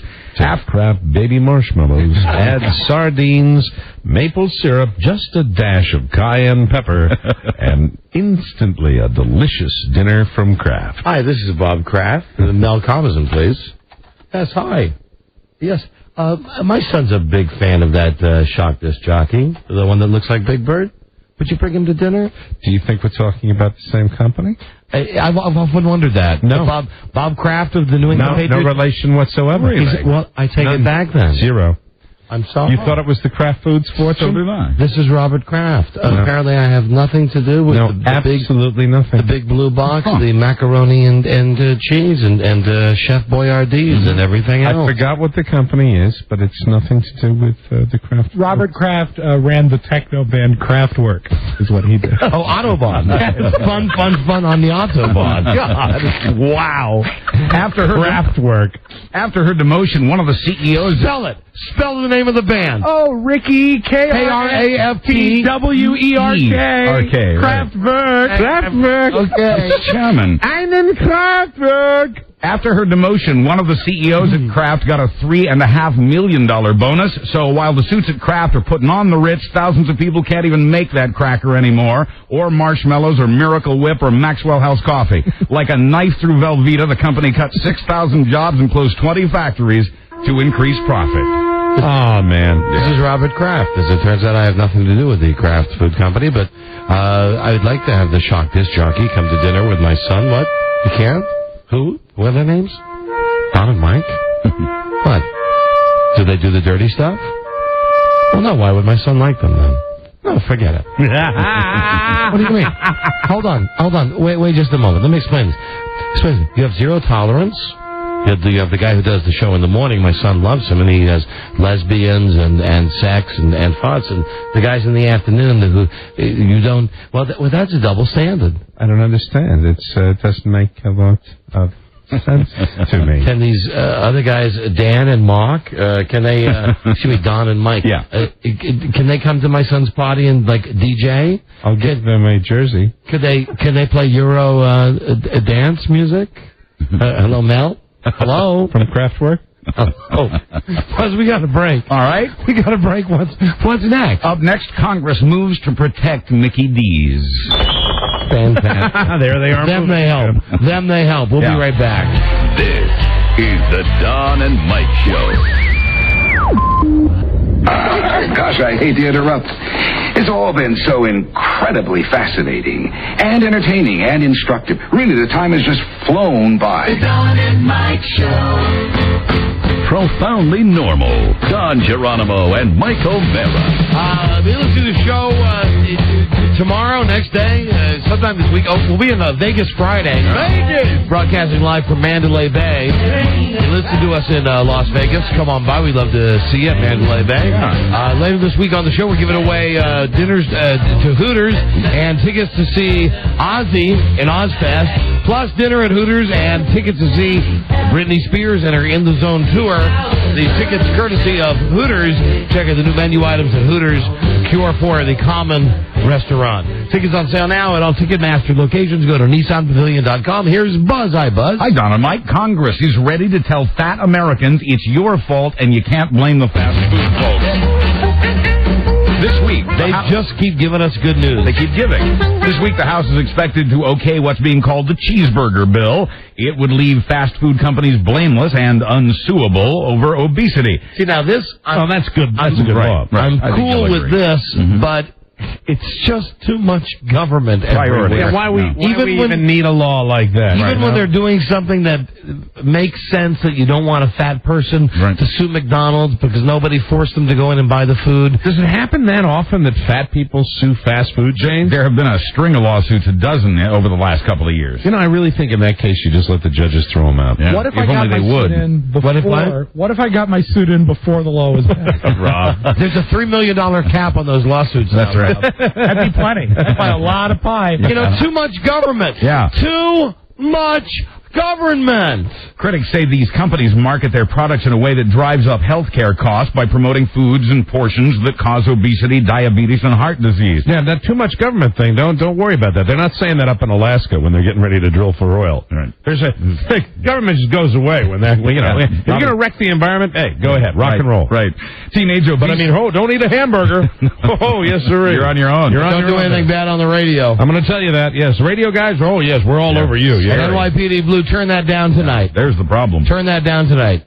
Teenage obesity rates have tripled in recent years, and about a third of all American adults are overweight. The Republican sponsoring the bill says... to know Charlie.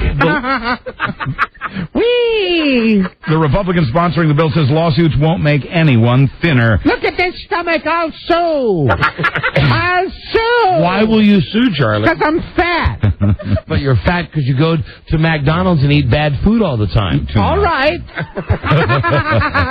And the Republican leader in the House says this is all about personal responsibility. Hi, Joe Coyne. This is Charlie. Sue them. Right now. All of them. But Chick-fil-A, Wendy's, right? McDonald's, Burger King, Hardee's, Roy Rogers, Pizza Hut, all of them. What about your favorite one? Did you love Checkers? Checkers! No, we'll let them slide. Let Checkers off the hook. And you don't have to go any further than the McDonald's website to see that some of their new healthy salads have more fat than some of their hamburgers. It's all the dressing, right, Buzz? Right. The new Caesar salad with chicken Premier, for example. As I like to say, the good stuff contains 18 grams of fat, while the standard cheeseburger contains 11.5. Bring it on. The website urges customers to choose their own salad, quote, to match your diet and lifestyle. What sweet irony. Isn't it? How can California ever avoid electing another muscle-headed movie star to its chief executive office? Don't know. Hi, this is Arnold Schwarzenegger. He's good. This will surely help. It's the new proposal to lower the state's voting age to 14. This is very good news in case Ashton Kutcher's planning on running for office.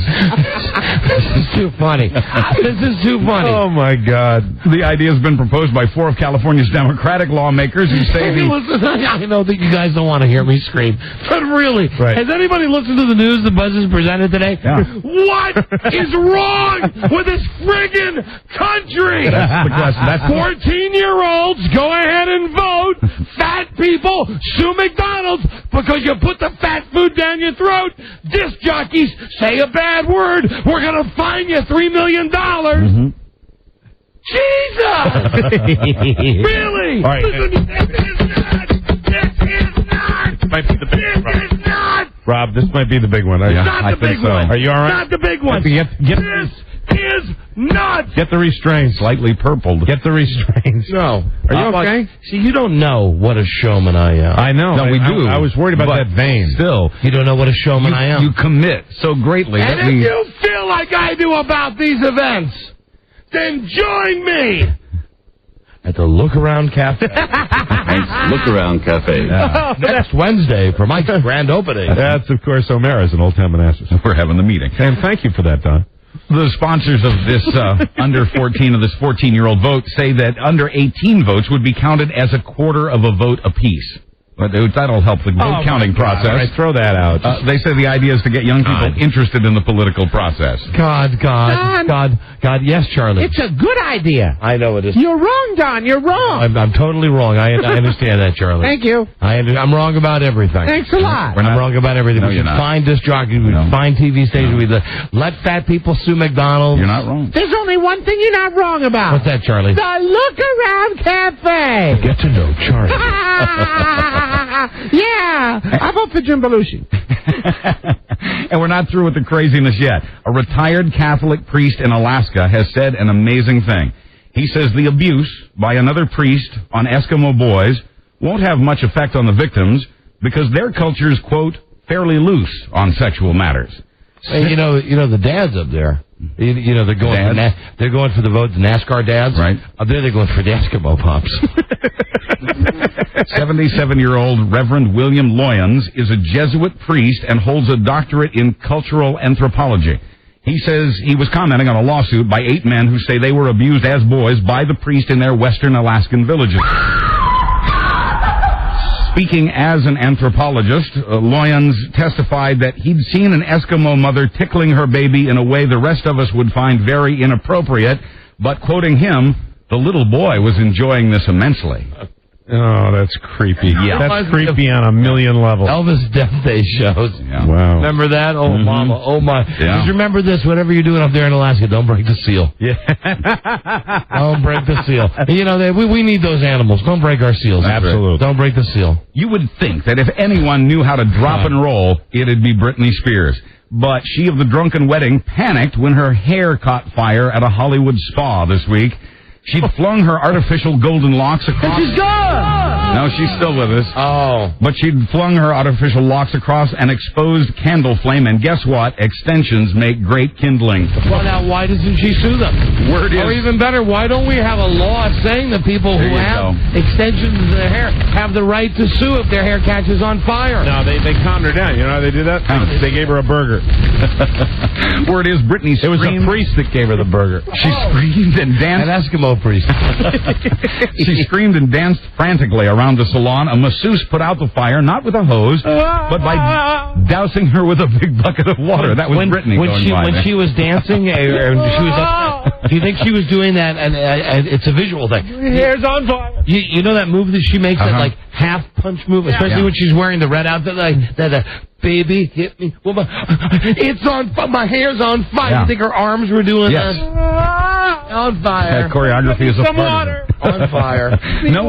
No one was injured, although Britney may be experiencing some dizziness. Well, I talked to her brother, Asparagus. Yes.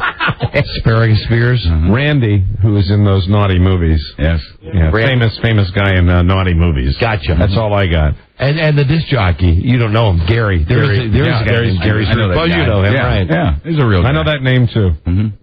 In sports... I know, and there's a big secret about that. Right, yeah, don't tell. That we can't talk about. Right. In sports, John... He's so talented. Mm-hmm. That's the secret. Right. He's super talented. Scary talented. Disc jockey at Kiss FM in Los Angeles. John Daly has pulled out of the Honda Classic after getting a car door slammed on his hand. Oh, no, man. He was the best thing that was happening to golf. Here's John Daly. What happened, John? I'll drink to that. Okay. Quoting his agent, it was a freak accident. He says the injury was not serious. Okay. Apparently he'll be in the next tourney. Okay. And finally, the guy who recently jumped Niagara Falls now plans to jump off a skyscraper. Didn't we have a big discussion about this guy with people from the Buffalo area calling when the in guy Canada. jumped? Yeah, we were trying to find out the whole story. When the guy jumped? Well, since that October stunt, Kirk Jones has been touring with a small circus cleaning up after the animals. After a day of drinking, Jones became the only person ever to survive a jump at Horseshoe Falls without any protective gear. Now he says he wants another 15 minutes of fame by jumping off a skyscraper. He says he'll make sure there are enough mattresses to cushion his fall. Acme mattresses, no doubt. I get it. That's like Roadrunners. I'm Buzz Burbank on the Don and Mike Show. Yeah, I get jokes. He'll be fine. He's good. We got to go. We'll see you on tomorrow's episode, everybody. Good day to you, sir. Good day to you, sir. Good day to you, sir. Good day to you, sir. Oh, let me just... Hank's Look Around Cafe. You know, Rob, you get yourself some vinegar in there. You're all free to worship at my igloo. It smells like vinegar. So long. All my best. Till we meet again, this is Sammy Davis Jr. saying, be kind, be nice, and I hope the next performer has the pleasure of having as nice an audience as you've been tonight. And let me leave you swinging.